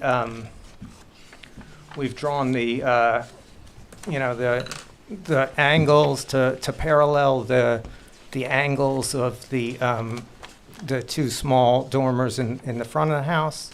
And we've used materials that are consistent with the rest of the house. So just in terms, I really have 6 reasons why it meets the Section 65.5 standards. One is that the design was structured and the architect chose to mirror the historical attributes that were in the front of house, the use of the dormers and the angles. And we don't have, this is not it's not a new build, it's not a reconstruction, it's not like the applications you were looking at just earlier tonight, because we are confined by the setback limits that the ZBA has. It's a pre-existing non-conforming with respect to the setbacks. We got variances to do the dormers, so the dormers are really kind of our only design choice, because if not, we'd be looking at a totally different ZBA application. But within the confines of what the ZBA has approved, we believe we've given you the best and most aesthetic thing. It's a very small scale addition, as I said. You know, we're talking less than 5% of the square footage of the house, and you know, it's the same materials. So happy to answer any questions. Happy to hear which ways you're leaning. And well, one of the ways I'm leaning is when we have a whole house this old and this significant to the village, one thing we are going to do is ask our historic consultant to take a look at the house. Because what we try to do is preserve portions of our old houses to make sure that they have them for the future. And one thing Zach will go do and look at what was the 3 build periods of the house and tell us what is original and what's already been replaced and what deserves to be preserved and what can be altered. That's why we have a historic consultant to look at that. So we will ask him to come and take a look at it. well, Mr. McIntyre, I would love to have a decision tonight. You're not going to have a decision tonight because as of tonight, we're now going to put a request out to our historic consultant to go look at the house, and he's going to give us a report. Then we'll look at the report, and then we'll compare what we look at the report to what we're seeing, what you're asking for, and then we'll make a decision based on those two things. Because you're in a historic district, it's a historic house, and we know portions of this house are very old, and we want to make sure the portions that are preserved, the portions that are remaining that are historic, they're preserved and preserved appropriately, which is why we've done it for anything in a historic district. We always ask the report for the historic consultant. Yeah, and I appreciate that. None of this is visible from the street. That doesn't matter. Doesn't matter. When we talk about historic structures, we don't talk about the front. We talk about the structure. Right. All four facades. So the next step here is going to be to get his report. Okay, and that's on the outside because when he comes to your house, he may want to come on the inside because the beautiful work you've done opening up part of the end will give them some information on which parts of the house are original and in original good condition. And sometimes in historic houses, it's easier to tell that from the inside than the outside. Because I know going around, there's sections where you had your brick foundations, part of it had concrete, had been poured at a different time. There are times when I looked at your, I guess it was the south facade, the south wall of the house, where the roof lines meet. Roof lines have met roof lines, so it's been altered over the years in certain ways, and he'll be able to tell us what we need to be considering as important in that and not important in that, which will help us guide what we help you get approved. And just for clarification purposes, how is that different from what was the inventory from the 1979 report? I mean, isn't that a similar endeavor where they're going to identify? Yes, but he's going to go. We don't know sitting here from when the house was identified in 1979 to how the house is today. What's been done to the house in those two things. We need a report of conditions today, what's existing today, and what we need to take into consideration today. So that's what he will look into. And you've seen us do that for every house in a historic district, especially one that's this old and significant and has such attachment to the history of Southampton Village. Congratulations. And it's a contributing structure. And it's a contributing structure. So that's what we're going to do. Okay? Okay. So, It is what it is. So what we're going to do is we're going to adjourn this to the 22nd of September, where the building department, through Alex Wallach, will call Zach Studenroth, who you were here tonight, so you heard some of the other things he's worked on is 432. You heard his report on that. He'll do a report and come back. You'll get a copy. We'll get a copy. Then from there, we'll take into account everything you presented tonight, and then it will help us make a cohesive decision. That sounds great. So I do want to get it resolved by the 22nd because I can't make you promises, but that will be the next step. We have leaks in the roof. We have the ground's going to freeze, so we're not going to I understand. be able to work in the winter. So I appreciate that. I'll look forward to our next meeting. Okay. Hang on. Do I have any comments from the public? Okay, so at the applicant's request, we're going to adjourn the application for 7 North C to September 22nd. Is there a second? Second. All in favor? Aye. Okay, we'll see you then, and you'll hear from the building department when Zach's coming to look at the house. Thank you, Mr. Chairman. you. Thank you, board members. Okay. So that takes us now to non-historic. The first one is Village of Southampton, Diamond Communications, 25 Windmill Lane.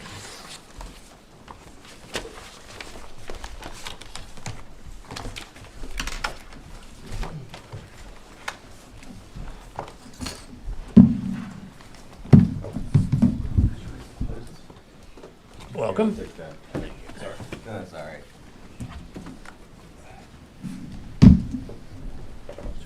If you'll introduce yourselves to the record, please. Good evening, Mr. Chairman and members of the board. Robert Cordioso with the law firm of Snyder & Snyder on behalf of Diamond Communications. My name is Tom Vineski from Diamond Communications. Okay. If I remember correctly, at the last meeting, we had requested some changes in fencing materials, and you're going to show and present us what changes you've made. Yes. Okay. Tom will pull up the plans.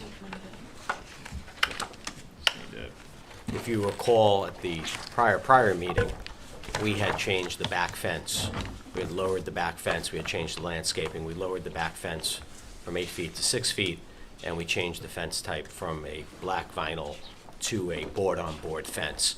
The last meeting, you asked us to change the front fence as well, and that's the change that we made is along the front, or the back part of the property, but the front of the compound.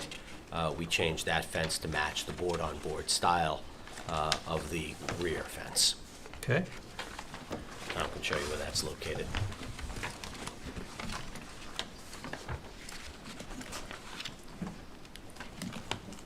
This is the fence. This is the sliding gate fence detail, but overall site plan as well.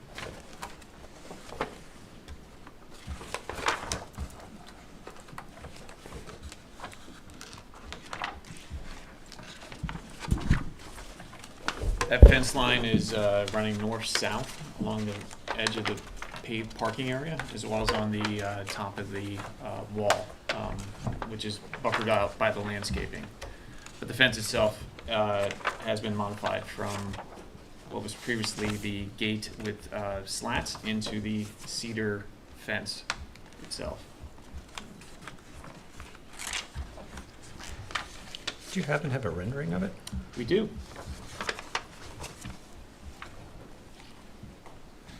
This is the same rendering that was used before, but instead of having the black slats. That's a drawing. Is there actually a sorry, rendering? I thought I was actually sharing it. It's on Okay. top of my screen.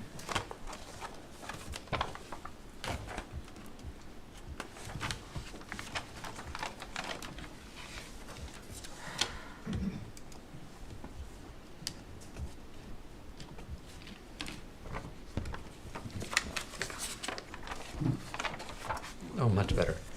Wow. Versus a black vinyl fence. So cedar fence, the fence does not open into the parking lot. It is a sliding gate in order not to interfere with the trucks going back or having any wide swinging gates. So that fence does actually slide. It is on a track. It's a 12-foot entrance when it does open. So we do have the wood fence in front. We do have the wood fence behind, which is buffered out by the tree line and landscaping, which will increase over time. But that is the major change. I do have a different view as well down the different alleyway, and I'll see if I can hopefully make that appear at the same time. And it did not.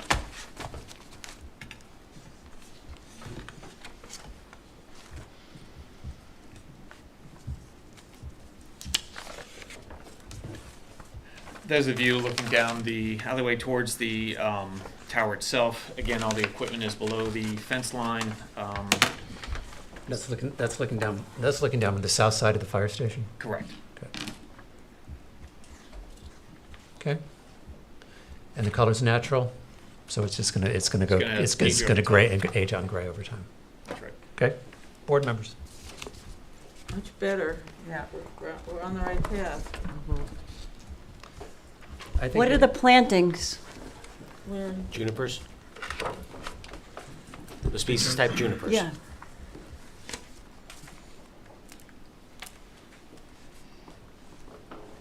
And who maintains those plantings? The village does, right?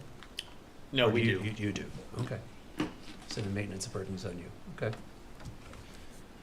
That's part of the ongoing visits to the site about every 6 to 8 weeks, as well as any weeding and maintaining of any of the crushed gravel inside, as well as landscaping outside. Okay. But there's no, so, I'd like to cover up this view with landscaping, but I guess you can't. Right? That's for the other side. That's for the other side. Right. But we But do I have the find it a little landscaping. weird that We do have there's- the landscape in front of the back fence, so we have it in front and behind the back fence on top of the hill. You're talking in front of this fence facing the Correct. street. Yeah, the one facing the street is right on Oh, the pavement okay. line. So it's. This it's- is just the view from the back of the yeah. fire department, you're Yeah. saying? Correct. But The can't, top, okay. if you're going up to, if you're heading toward what will be the new hotel or the back of the movie theater, that's where the trees and the fence are Yeah, hidden by I get vegetation. that. Yeah. But if you look from Nugent Street down where they have the ribs and the chicken, where they Yeah. That's, I don't know how to explain it. Yeah, there's no trees, right? Right. This is, Okay. that's I the don't rolling, actually and know that's how a to rolling, get the ribs and that's the a, chicken. it's a rolling fence for I access. know they offer it It's a once rolling a fence year. for access and maintenance, yeah. All right, any other comment? I think it looks pretty good. Yeah, it'll be better when it's weathered as well, so. Yeah. Anyone else? Any comments from the public? Okay, then I'm going to motion to approve the application for 25 Windmill Lane based on drawings presented on September 8th. Is there a second? Second. All in favor? Aye. Aye. There we go. Nay. Thank you very much. I'm a Second. nay. Unopposed? Yes, and a nay. Thank you very much Thank for you your very time much. and Thank effort. Thank you. Okay, so that takes us to 140 Potato Field Lane, which we have no, that's been adjourned. So that takes us to 101 Toilsome.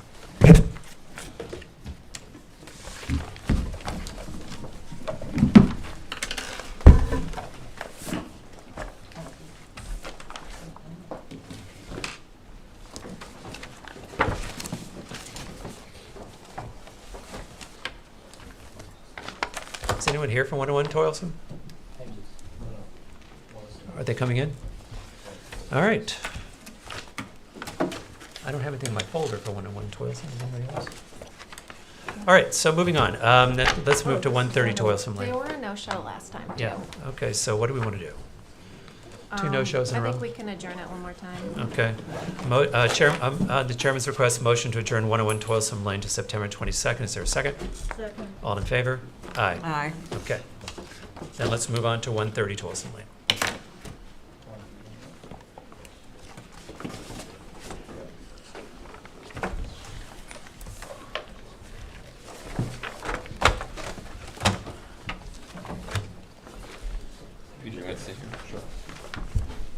Here's the team. Okay. Introduce yourselves to the record. Good evening, I'm Brian Brady, I'm the architect for the project. Okay. Peter Cardell, managing member, Chris Jar 106 LLC. Dean Gamolka, landscape architect. Great. Okay. Counselor, how do you want us to handle this? Do you want us to start with the demo application? Do you want us? I do. Okay, just making sure. All right, board members, we all received Zach's report. Did everyone have a chance to read it? Yes. Yeah. Okay. This is Sadly. This is one of those sad situations. It's a beautiful house, but we're not in the historic district. Let me find Zach's report. Hang on. I just had it. It was on the desk. I'm just going to go to his, for the record, his conclusion. His conclusion is, while the Dutch colonial revival style house at 130 Toilsome preserves the characteristic scamper roof and symmetrical fenestration associated with the form, its front doorway, covered porch, and center dormer window have been altered and are not considered in scale or detailing with the original design. The wide overhanging roof eaves, large door columns, and flagstone covered deck and stairs are borrowed from other styles and overwhelm the simplicity and modesty associated with the original Dutch colonial revival house. The windows to the left of the entry have also been lowered, and all of the window sashes have been replaced. Although the house preserves elements of the Dutch colonial revival style, the alterations cited above have, in this consultant's opinion, significantly compromised its architectural integrity. Because we're not in the historic district, sadly, our choices are either to landmark this house or not landmark this house. And if we don't landmark this house, that gives the building department permission to issue a demo permit. If you look at the balancing test, did a historic person live in this house? Is it an architect known of record or an important person? Is it a unique architectural style, or does it have a unique place in history of the village? In my looking through it and the records that I saw, I didn't see anything that would support that in order to landmark the house. But I'm open to any other people's opinions on that, because our decision is going to be whether or not to landmark it. Well, in light of Zach's report, I think it's a hard argument, actually. It's an argument. This is one of those sad ones that this is the love kind the of house we house. hate It's so losing, but I modest. don't know, because we're not in a historic district, that's in our purview to do anything but not landscape it, landmark it. I don't know, I don't think we can. No. Okay, then I'm going to motion that the board Well, we don't. make a decision that it will not seek landmarking status for 130 Toilsome Lane. Is there a second? Second. All in favor? Aye. Aye. Any opposed? Okay, now let's look at what you're proposing. Okay. I did present this to Yeah. you You at the did. last meeting. You did. And there was no objection to it.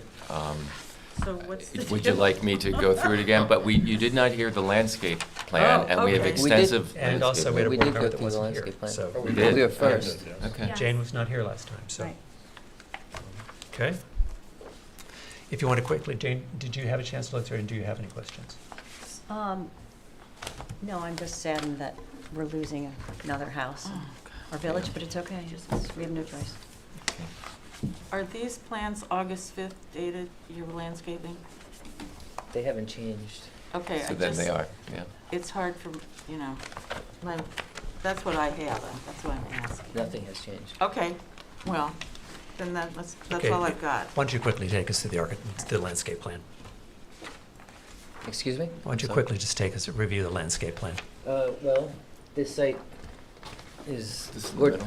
Oh, we'd love big gorgeously boards. landscaped already. Do you want to switch sides? In the middle. So basically, just enhancing what is there. There are green giants, emerald green arborvitaes that, I guess I think I measured at 25 feet all the way around, so it's well secluded. There are privet hedges along the street. We are fortifying that with new privet hedge as well in between the old ones to strengthen that. We will be doing some pruning to get more light into that area. There are large magnolias that are, I think they're like 25 feet evergreen magnolias we're preserving. Everything is basically pretty much preserved. There is a hole by the pool pavilion. I'm just adding more green giants. There is an existing from the neighbors in our side, green giants, so we're enhancing that. There's a gorgeous existing cherry tree that is on center of our pool. I mean, the place is, what's there is just magnificent, just enhancing it. It's a pretty place. Maybe a couple hydrangeas, PG hydrangeas, that's it. Okay. Okay, board members, do you have any other questions? And then I'll throw it back at, any other questions? Is what's designated as the pool house that square thing that's so cool? That It's an existing, building? it's an Yes, existing yes. accessory structure. We're turning it into a pavilion. It will just have a bathroom Okay, and storage in the back. I just don't want you to knock it down. Yeah. Okay. No, we're not knocking it down. That's my question. It's historic. We're preserving as much of the landscaping Okay, as we can. you're on. Don't go down that road. Don't do Okay. that. All right, are there any other comments from the public? The one thing I'm going to say is the house that you've proposed, Brian, I think is Pretty good. is a welcome addition to the block, and I think we're sad about what we're losing. Right. So I think what you're replacing it with is very respectful of the street and the flavor of what that section of the village is right now, and that's appreciated. Thank Yeah. you. Yeah. Thank you. I think it fits in, I live on Okay. Toilsome Lane, kind of. All right, so with that, I'm going to motion to accept the application for 130 Toilsome with drawings dated, Oh, dear. stamped on August 4th, and I think the August 4th, 2025. Is there a second? Second. All in favor? Aye. All, any opposed? Thank you. All right, thank you. Okay, so that brings us to, ooh, I get to turn a page. Love it, turn a page. Thank you. Thank you. That brings us to 101 Wickapog Road, new matters. Do you have affidavits and are they in order? Yes, Do I have to keep asking, or do you have all the affidavits and they're all in order? you have to keep asking. Okay. That on the record thing? Okay. Good evening. Will Schultz, architect, representing J.G. Nugent. And this is for a project that was previously approved on April 14th. And we're just asking for permission to change the mutton configuration on the windows on the second and first floor, the casements, and the French doors. From previously, there were 4 light to 3 light.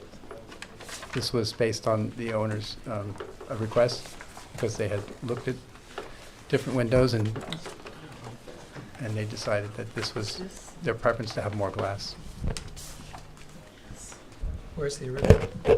So this is the, I put the 4 of these in. This is, top is proposed and the bottom was what was previously approved.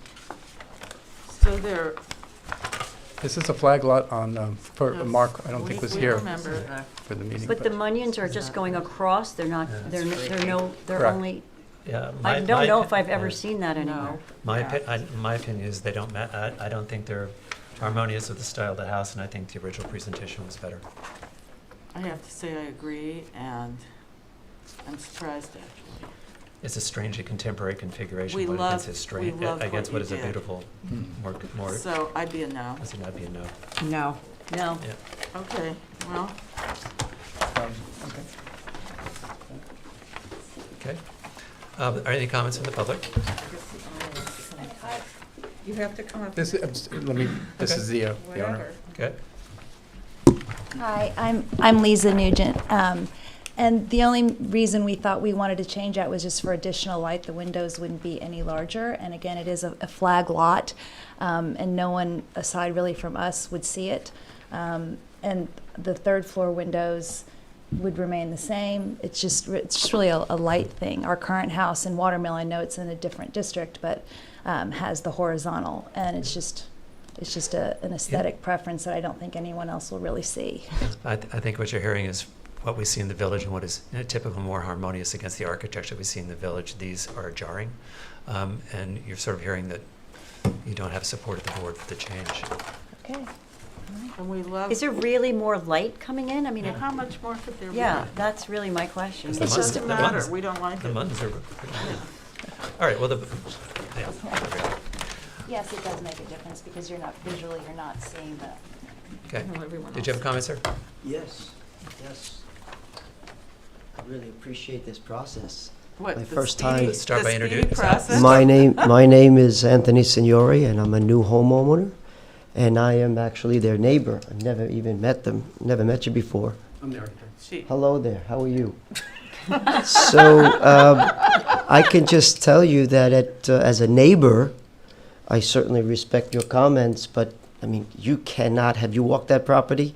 Mhm. You cannot see anything, and I'm just here to say, you know, I see what you're doing, and hopefully they won't be as strong with you, and maybe meet you halfway, because you can't see anything. Can you just address your comments to the board? Yeah.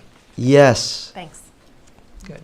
I think you can't see anything, and I'm in support of my neighbor, even though I've never met her until this moment. That's all I'll say. Great. Thank you. All right. Any other comments? All right. I think you don't have support for the change. Okay. So with that, I'm going to motion to deny the request to change deny the request for the application as presented for 101 Wickapog Road. Is there a second? Second. All in favor? Aye. Thank you. Okay, so next up we have 63 Pleasant Lane. We have the affidavits and they're in order, so you can take jurisdiction. We have the plans for the house, or just the demo? Do you want us to start by addressing the demolition? I do. Okay. Board members, did you all have a chance to drive by 63 Pleasant Lane? Yeah. Okay. Is there anybody in support of landmarking this property? No. Not me. Okay. So I'm going to motion. I'm going to motion that the board will not seek landmark status for 63 Pleasant Lane. Is there a second? Second, All in favor? Aye. Okay. go for it. All right, good evening. My name is Brian Glasser. I'm the architect representing 63 Pleasant Lane LLC. With me tonight, I have the landscape architect, Dan Thorpe from THLA, Landscape Architects. Michael Davis, the builder. I'm not sure if he is on Zoom today, but he is also on our team here with this project. So moving forward, just to give you a quick run through of the property. The current house or property is located on the north side of Pleasant Lane, on the corner of where it kind of goes from like a kind of driving west going south, roughly 323 feet west of Somerset Avenue. The lot is 21,000 square feet. I was going to go through the demolition, but that was already approved, so I'll proceed with the new project. So when the clients came to me, they actually bought a neighboring property, 73 Pleasant, which I designed in 2022. Oh. So they bought the neighboring property. That's a Brian house, yes. Yep, Yeah, so I knew from, in 2022, they bought it. You know, I'm not a fan of calling it a spec house either, but it is a custom home that I designed for a builder. They bought it, and they ended up buying the neighboring property for a family member. So that's 63 Pleasant. Luckily for me, they hired me to design this house, it is quite a bit smaller. And their intent, it looks fairly large, but it is smaller by today's standards of what the code would allow. You know, they didn't want it to overwhelm the neighboring house, which I know the board members would like, just in general, when I build a house or design a home to a smaller scale than what's allowed. It's a pretty challenging lot, I think. It's pretty Yeah, it small. was. Yep, and that's why we wanted to get a landscape architect involved, and just how the two houses would kind of interact with each other, because they did have to have separation, but at the same time, they had to kind of work together. So just to kind of proceed with the design that I came up with, we went with a similar style architecture, which is a shingle style home. We used natural wood materials, complex gabled hip roof lines, similar slopes to a 12 on 13 sloping roof. We also used we ended up putting a horizontal band roughly at the first floor level to kind of bring down the massing as much as we could. So the roof, you're pretty much building within the second floor within the roof lines, and that is consistent throughout all four elevations. Some other things I wanted to bring up were we ended up going with similar roof overhangs. A lot of the proportions, just to kind of restate this, proportions, finishes, materials, all are similar, or they are the same pretty much as 73 Pleasant, which is the house to the east. Some other items that I wanted to bring up were, so going through the materials here, I kind of like seeing the two houses from the back, but to go through the materials that we're using, we are going with a roof. You know, the roof shingle is going to be a Perfection Alaskan yellow cedar. Gutters and leaders will end up being a lead-coated copper product material, which are half round gutters and round leaders. The siding is also going to be Alaskan yellow, left natural. Chimney, we have a single masonry chimney on the northeast side of the house, which is interlocking the master bedroom and the great room area. And that is a masonry chimney with a Danish blend brick veneer, manufactured by Glengarry, which is the same exact product that we had used on this masonry chimney on 73 Pleasant. Trim colors are going to match 73 Pleasant as well, which is gray, primed and painted, PVC or a boral fascia, which is a similar color to the windows. The windows that we're going to be using here are Marvin Ultimate, which is an aluminum clad, and it's the cadet gray color that we're selecting, which, like I said, matches 73 Pleasant. And we're going with, it's a casement window. Columns are going to be a 12-inch column, which is going to be painted gray as well, with basically like a bracket built into the column. patios. Dan can kind of get into a little bit more, but I believe we were going with a bluestone product. We don't have any roof decks, so that's a good thing. And on the back, we end up on the front, to kind of separate the front yard from the backyard, I believe we're going to be sticking with a cedar railing or post system. And there's a few wall sconces that are going to be dark sky compliant, which would blend in with the architecture on 73 Pleasant as well. Was the idea for this to serve as a compound? The idea was that they could be within the Like same they're sharing the restraints. backyard, they're sharing the backyard and a pool? We're not going to put a pool in, right? Those, but at the same time, you know, to kind of protect their investment, it is kind of another house, you know. But they didn't find it necessary to put another pool in. So, do you think the trim should be the exact? I'm beginning to think maybe that's not a good idea. Because if they're no longer living there, I move into one. Do I want to be married to the neighbor? I will say this client has brought up in the past where the goal is never to sell it, it's for generations. I know, we've heard that before. Yeah. That's not really our concern. I mean, if someone bought it, they could paint it. They could paint it. If there could be the consideration of not twinning it. I mean, If there someone could else came be. in, they I know could. there could be, but Yeah, there could be, I would think it might say. be ill-advised to have two that are If you look at the That's architecture, consistent with the code. It's, too similar. too similar. just because of paint color? Oh, no, Well, it's let's easy be to- honest. well, the It's rest not of just it- paint color. If I look at the back of the If you house, wanna get started. I've got two double gable houses going across the back that the exact same color. Yeah, don't do that. With the same, it's your style architecture. They're obviously the style matching houses that are next door to each other. They look like they're made by the same person. That's why I'm asking if it's a compound. Yeah. And now that the same materials, the same color, the same trim color, and all the way down, they look like It is. they're But it exactly isn't. similar side-by-side houses. It almost makes it look like a development. It's And not- I don't think that's fair. that sounds meaner than it sounds, because Yeah. they're both beautiful houses. I know I was going to say But cheese. but when you do beautiful houses side by side, it almost looks like what's off of 27. We have all those big houses that look alike. But that's why I was asking if the intention is to operate as a compound when I look at the one shared pool in the back. Well, that doesn't bother me. What bothers me? No, that's why is I that wondered if that's why they If you wanted it lived to on the look like. street,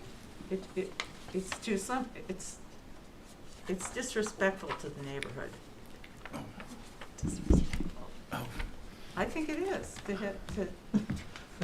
Let me ask you this question. Do you think the client would be opening to at least doing a different trim color so the That's houses what I'm didn't look saying. identical? yeah. Yes, possibly. I think that would be helpful. Yeah. Yeah. Then it would look, Because I think they're They're- so identical. yeah. And they're so in your style, and it's so obvious that they were designed and built by the same person, Yeah. and they look so much alike next to each other. It really does look. They are, yeah. And Yes, and also, I think and I think even if that slight change would actually give each house a little more of its own moment. Yeah. Yeah. Yeah. Maybe we could go with a different tone. Yes. That's something I'd have to talk to them about. That's fine. But yeah, I mean, just going back to the architecture, the proportions, the shapes. Yes, I did use similar slopes and roof lines and radiuses, but the forms are it's a completely different. Like the flow of the house is completely different. But I see what you're saying.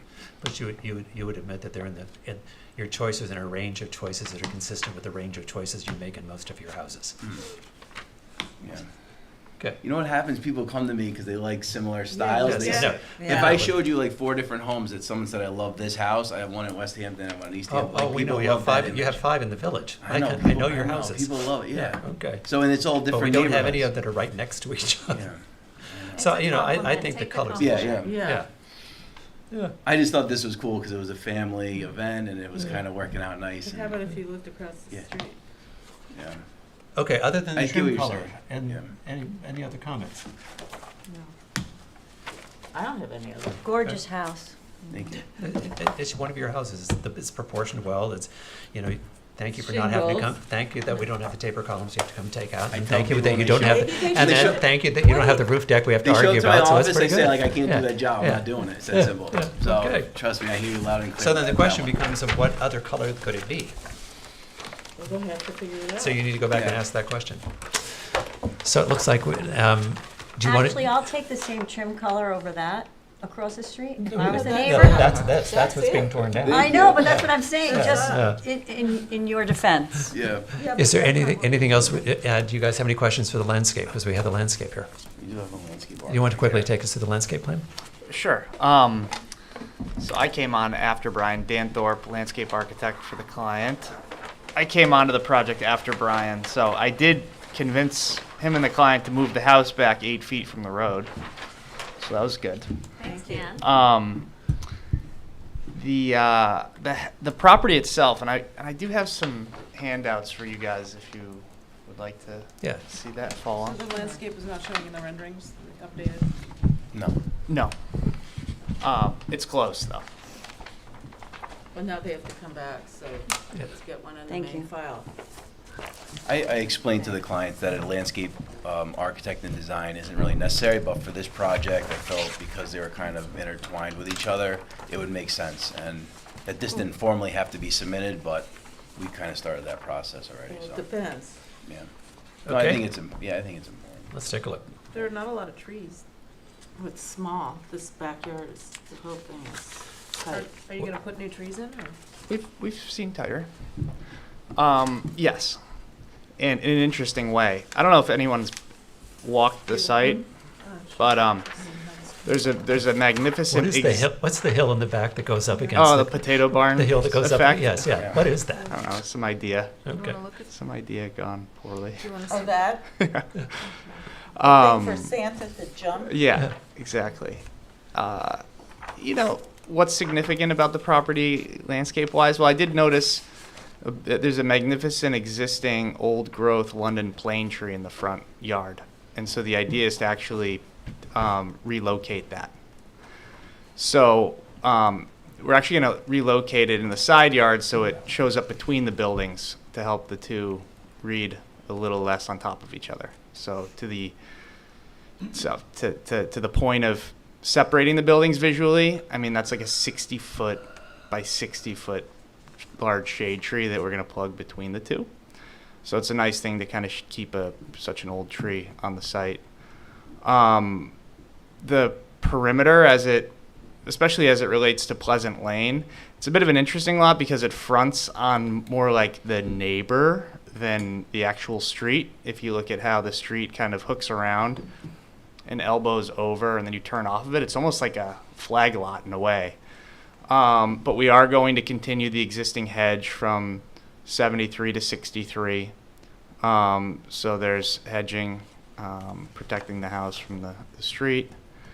We're going to plant a couple more London planes in the front yard. You can see one called out there on the plan, so that the one we're moving has some younger ones around it that are going to grow up, and it's going to be a nice big kind of grove of the same foliage that you would drive through. The front's fairly simple, foundation plantings. It is small, so it's, there's parking and turnaround space out of the garage. Some gardens in the side yards. And then the back, the client really wanted to leave it open because their current property doesn't have like a big open lawn space and they have a lot of grandkids. So there's no pool, open lawn, and then we do have like a big willow tree in the back left corner of the lawn to kind of tie into some willows in the distance that exist out on the ag reserve that the property fronts on. There's a big linden tree closer to the house, anchoring the corner of the porch for some shade. So we are bringing in some pretty significant trees around the house. Evergreen hedging between this property and the neighbor to the west. And you're taking down the arborvitae between the properties? Yes. Okay. Well, transplanting it. Okay. Moving it across. How many bedrooms is this house? 4. Okay. Yeah, How many 4. parking spaces are- I guess I didn't know. Yeah, It meets plenty. the code. Yeah, it meets the code.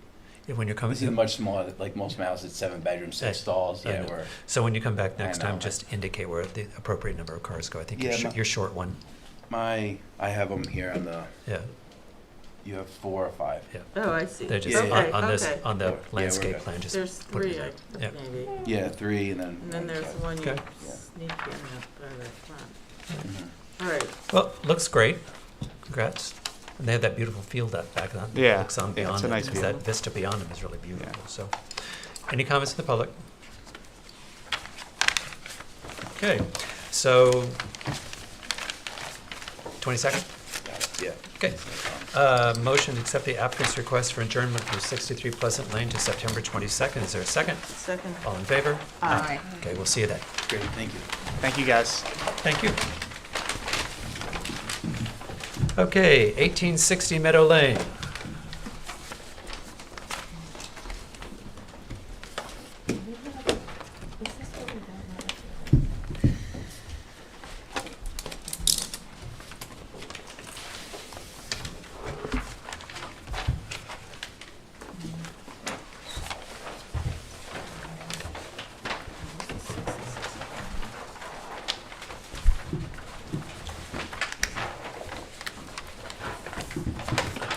It's not easy. Okay. Do you have affidavits and are they in order? Yes, I do. Okay.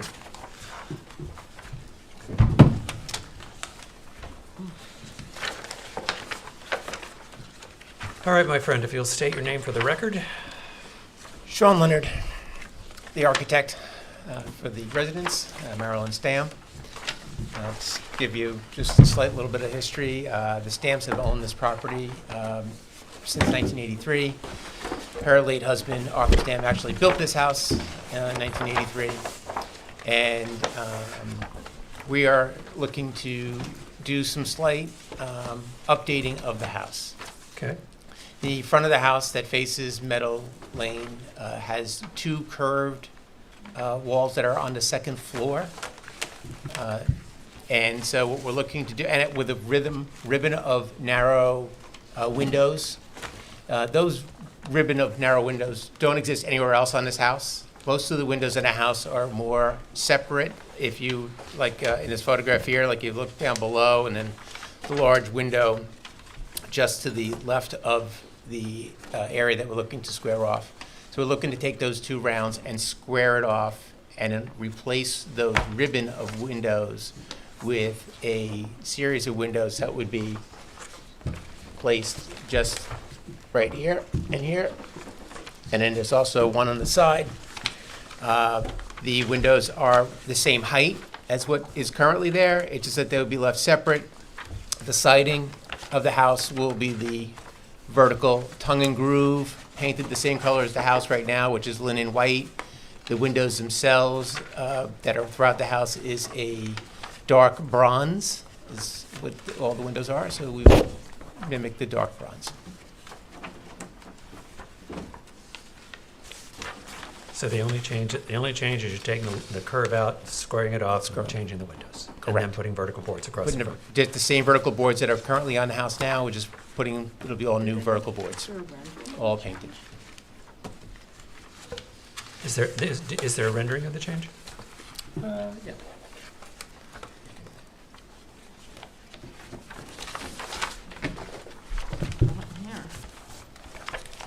What happened? Thank you. Thank you. What's the date of this? The house? 1983. Oh. You're making no changes. I don't know the original architect. I like the, I don't like it. I don't recall. You're not making a change to the garage door itself. No, no changes to the garage door, no changes to the doors and windows that are below to the entrance of the house. It is just the windows that'll be on that second level. One pair of windows that is on the eastern side there faces into her office, and the one on the western side faces into her kitchen. So how much square footage are you picking up by making this change? It's very little. If I remember correctly, I think it's about 60? Yes. Actually, it's about 14. Huh. Wow. That's what comes out of this. Well, Board members. I can't go along with that. Go along with that. No, I like the original thing. I don't understand the new project. I think it looks like you just plopped something on the front. I don't like usually curved. But I actually thought that was a kind of cool, the whole thing was good. It's much softer when it's curved. Yeah.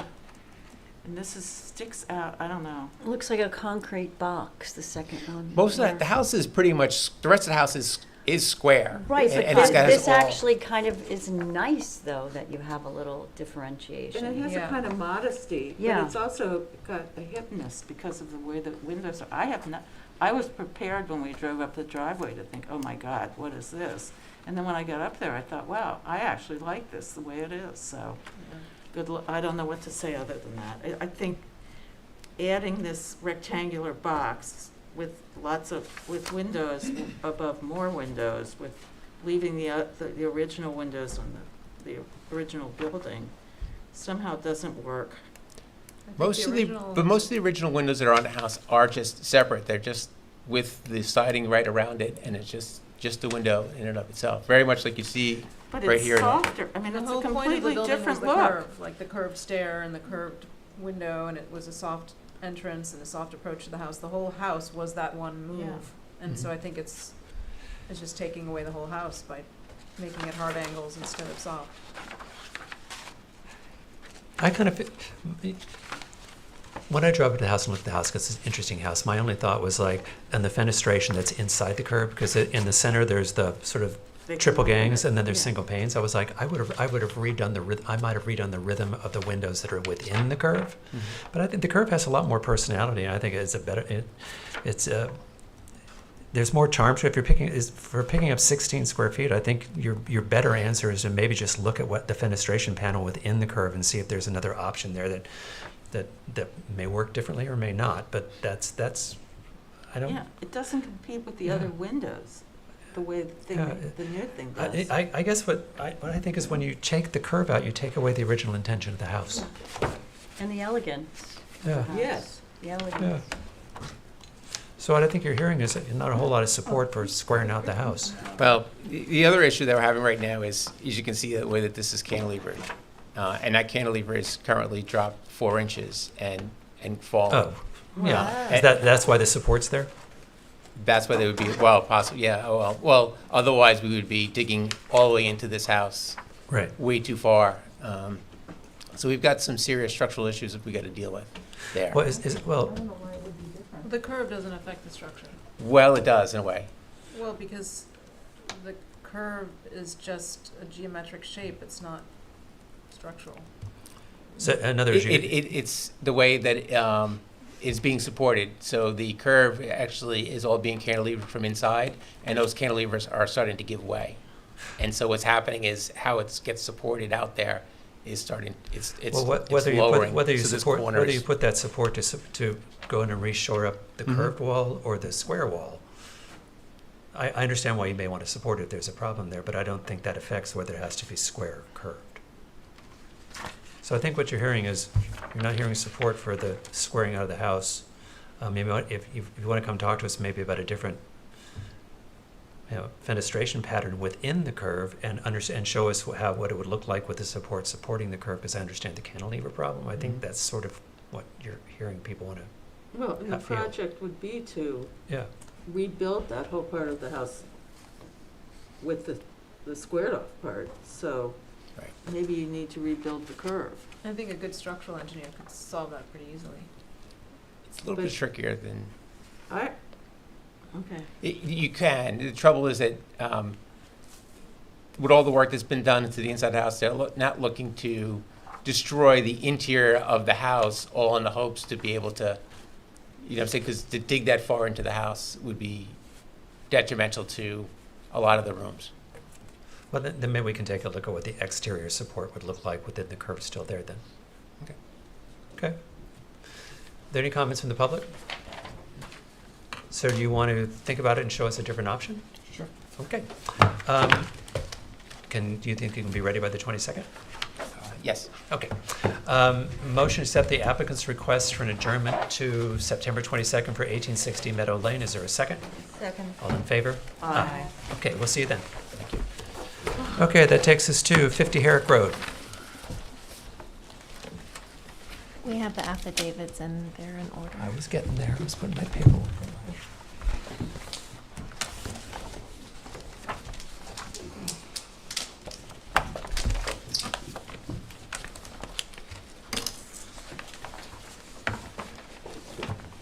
Okay, Good evening.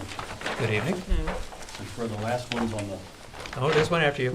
oh, there is? Yes, there's one after you. That we're adjourning. Lucky No, you. there's a gate. You've been last We a do lot, have a actually, gate. haven't you? Yeah, okay. Getting the short straw. Poor Bailey's been here a long time Well. tonight. Here we are. Okay.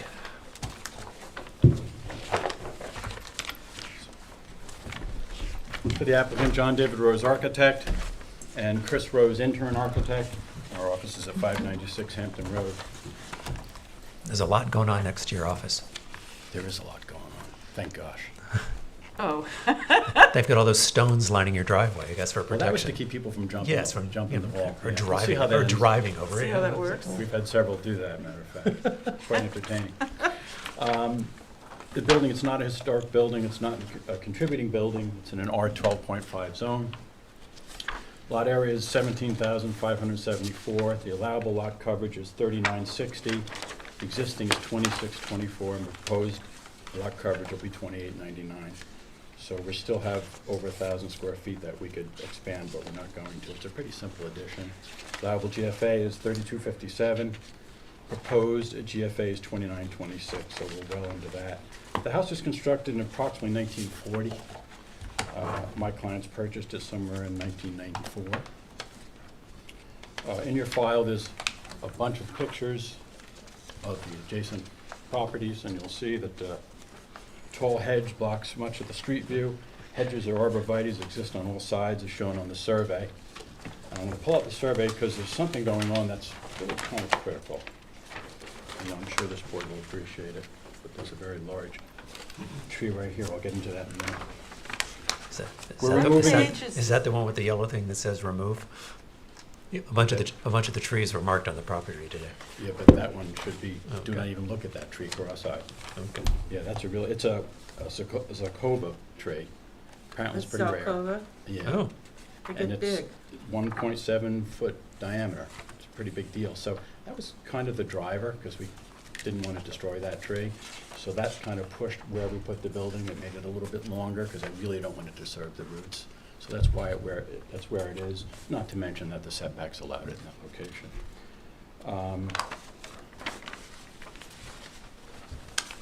The windows are currently 6/1 configuration. The new windows will be the same light cut and design.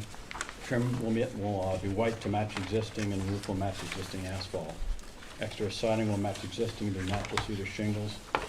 Well, the building's not a landmark building. It's a very nice example of a colonial revival. That period was from 1800 to 1955. Building deserves to be treated one. It's a really nice building. So accordingly, we're going to follow the guidelines for additions and renovations of historic structures. The addition's going to be small, off to the side, not compete with the front entrance, and be very quiet. It's an artist studio currently, and it's going to remain an artist studio. It used to be a covered porch on the side, That's what it and looks they like. closed. I don't know if you had a chance to see it. You That's can what it still see looks the like. deck, the tongue and groove deck sticking through. It's a Yeah. little funky, but Yeah. we're going to clean it up, but keep it simple. I like the whole thing. It's a nice house. The inside's really nice too. Yeah, The the client's front done a yard just great needed a job. machete, so I could see it from the Yeah. street.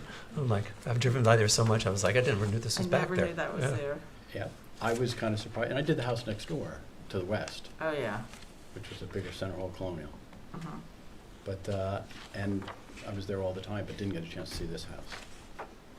We'll see it more when we're done. Its modest size is great. It's a nice house. And the clients really take nice care of it. That's it in a nutshell. So the materials are what? They're gonna match the existing, Oh, okay. so cedar siding, left natural, trim's gonna be White trim. white to match the existing, So, and the asphalt is 6/1 to match the existing? 6/1. Yes, I'm sorry, 6/1, yeah. Okay. Board members? Can't complain about that. No. I can't, oh, it's a No. miracle. I can't eat it. I think it's a, Your hair's not on fire. I think it's what you said. It's a Yours love would that be one. too. It's, I love, know. it's Just appropriate, saying. it's quiet, and we love anybody who takes time to preserve a tree. So, with that, any comments from the public? Motion to accept the application for 50 Herrick Road from drawings presented, is there data here? Drawings presented on September 8th. Is there a second? Second. All in favor? Aye. God. Thank you very much for your time. We're waiting for, look at this. Okay, Bailey. 292 Ox Pasture Road. can Do you we have the just- affidavits and are they in order? No, can we just do the adjournment of 66 Meadowmere first? Oh, I'm sorry. I have to call 66 Meadowmere. And then no answers. Okay. Then I'm going to accept, I'm going to The affidavits are in motion. order. Yeah, you have the affidavits and they're in order, and motion to accept the applicant's request for an adjournment for 66 Meadowmere to October 27. Is there a second? Second. All in favor? Aye. Okay. These affidavits are also in order. I'd actually asked. Wasn't ready for that. All right. Bailey Larkin with Bennett and Reed, offices at 212 Windmill Lane in Southampton, and Jorge Gomez, who's the architect on this project. This is an application for a proposed driveway gate for 292 Ox Pasture. We were here quite a few months ago now for the house that's currently under construction on this property. It's kind of an unusual lot with about an acre in the front, very long driveway, and the house is all the way set back. The barbell. What's it? It's the barbell, right? Yes, it is. There you go. To the chair? I think I'll show you that.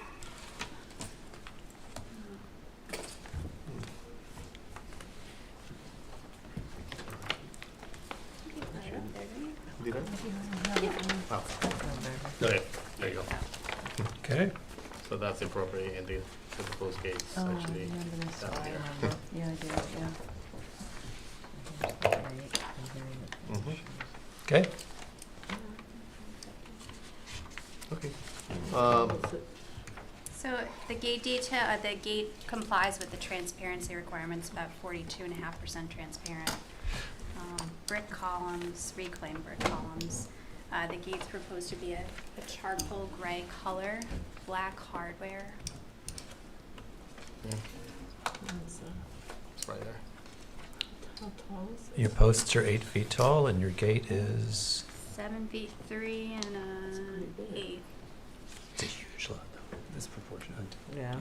It's proportionate. Yeah, it's we stay within like the standard. Actually, the existing, the one that was taken down was 8 feet straight up. It was a mix of wood and vinyl painted white, and it was actually closer to the street rather than we're putting it farther back a little bit. And the mechanism is in the post? No, they want a call box. Oh, they want a call box. Yeah, the call box will be pretty much close to the corner of the house. Most of the houses in special, these clients actually own a close property close to it that does have a call box. Instead of them, it's going to be very minimal, as minimal as possible as we can have it. With the understanding. I don't think we've approved a call box in the last 4 years. So, think again. So if there's another, the gate's great from my perspective. Mhm. The call box is, we just haven't been approving them. In the piers. Yeah, it's just, I understand that. Uh-huh. Yeah, it's just a matter of people So- don't want to get off the car to like go. But if you drive around and look at those, Mm-hmm. it doesn't look that good. We don't, we like it not to be so visible. And in this technology age. Yeah, I mean, this is the existing gate that I'm sharing. The call box is pretty much where the stake is. Well, that's fine, that's Right. done. Right. We're moving ahead, right? Yeah. Okay. So, comments on the gates? The gate's fine, I would say incorporate the call box. Okay. Either no call box or into the column. Okay. Okay. All right, any comments from the public?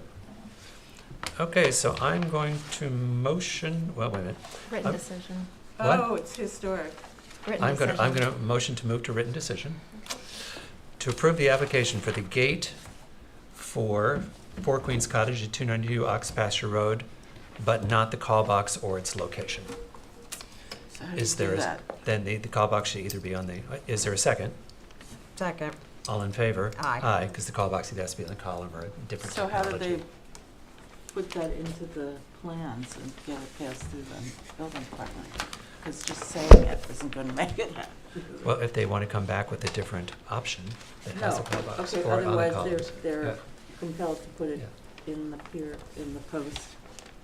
Or that use, right? or use the same Or technology use everybody else has used, which is no call Their box. cell phone. Yeah. Yeah. Yeah, they'll. Okay. Most people use cell phone technology. Okay. Okay. Thank If I'd known it'd be this quick, we should have The done this two first for last you. ones, yeah, that wasn't. I always feel bad for the gate people that sit through everything. All right, with that. Thank you. Motion to adjourn the September 8th meeting of the Board of Architecture Review and Historic Preservation. Is there a second?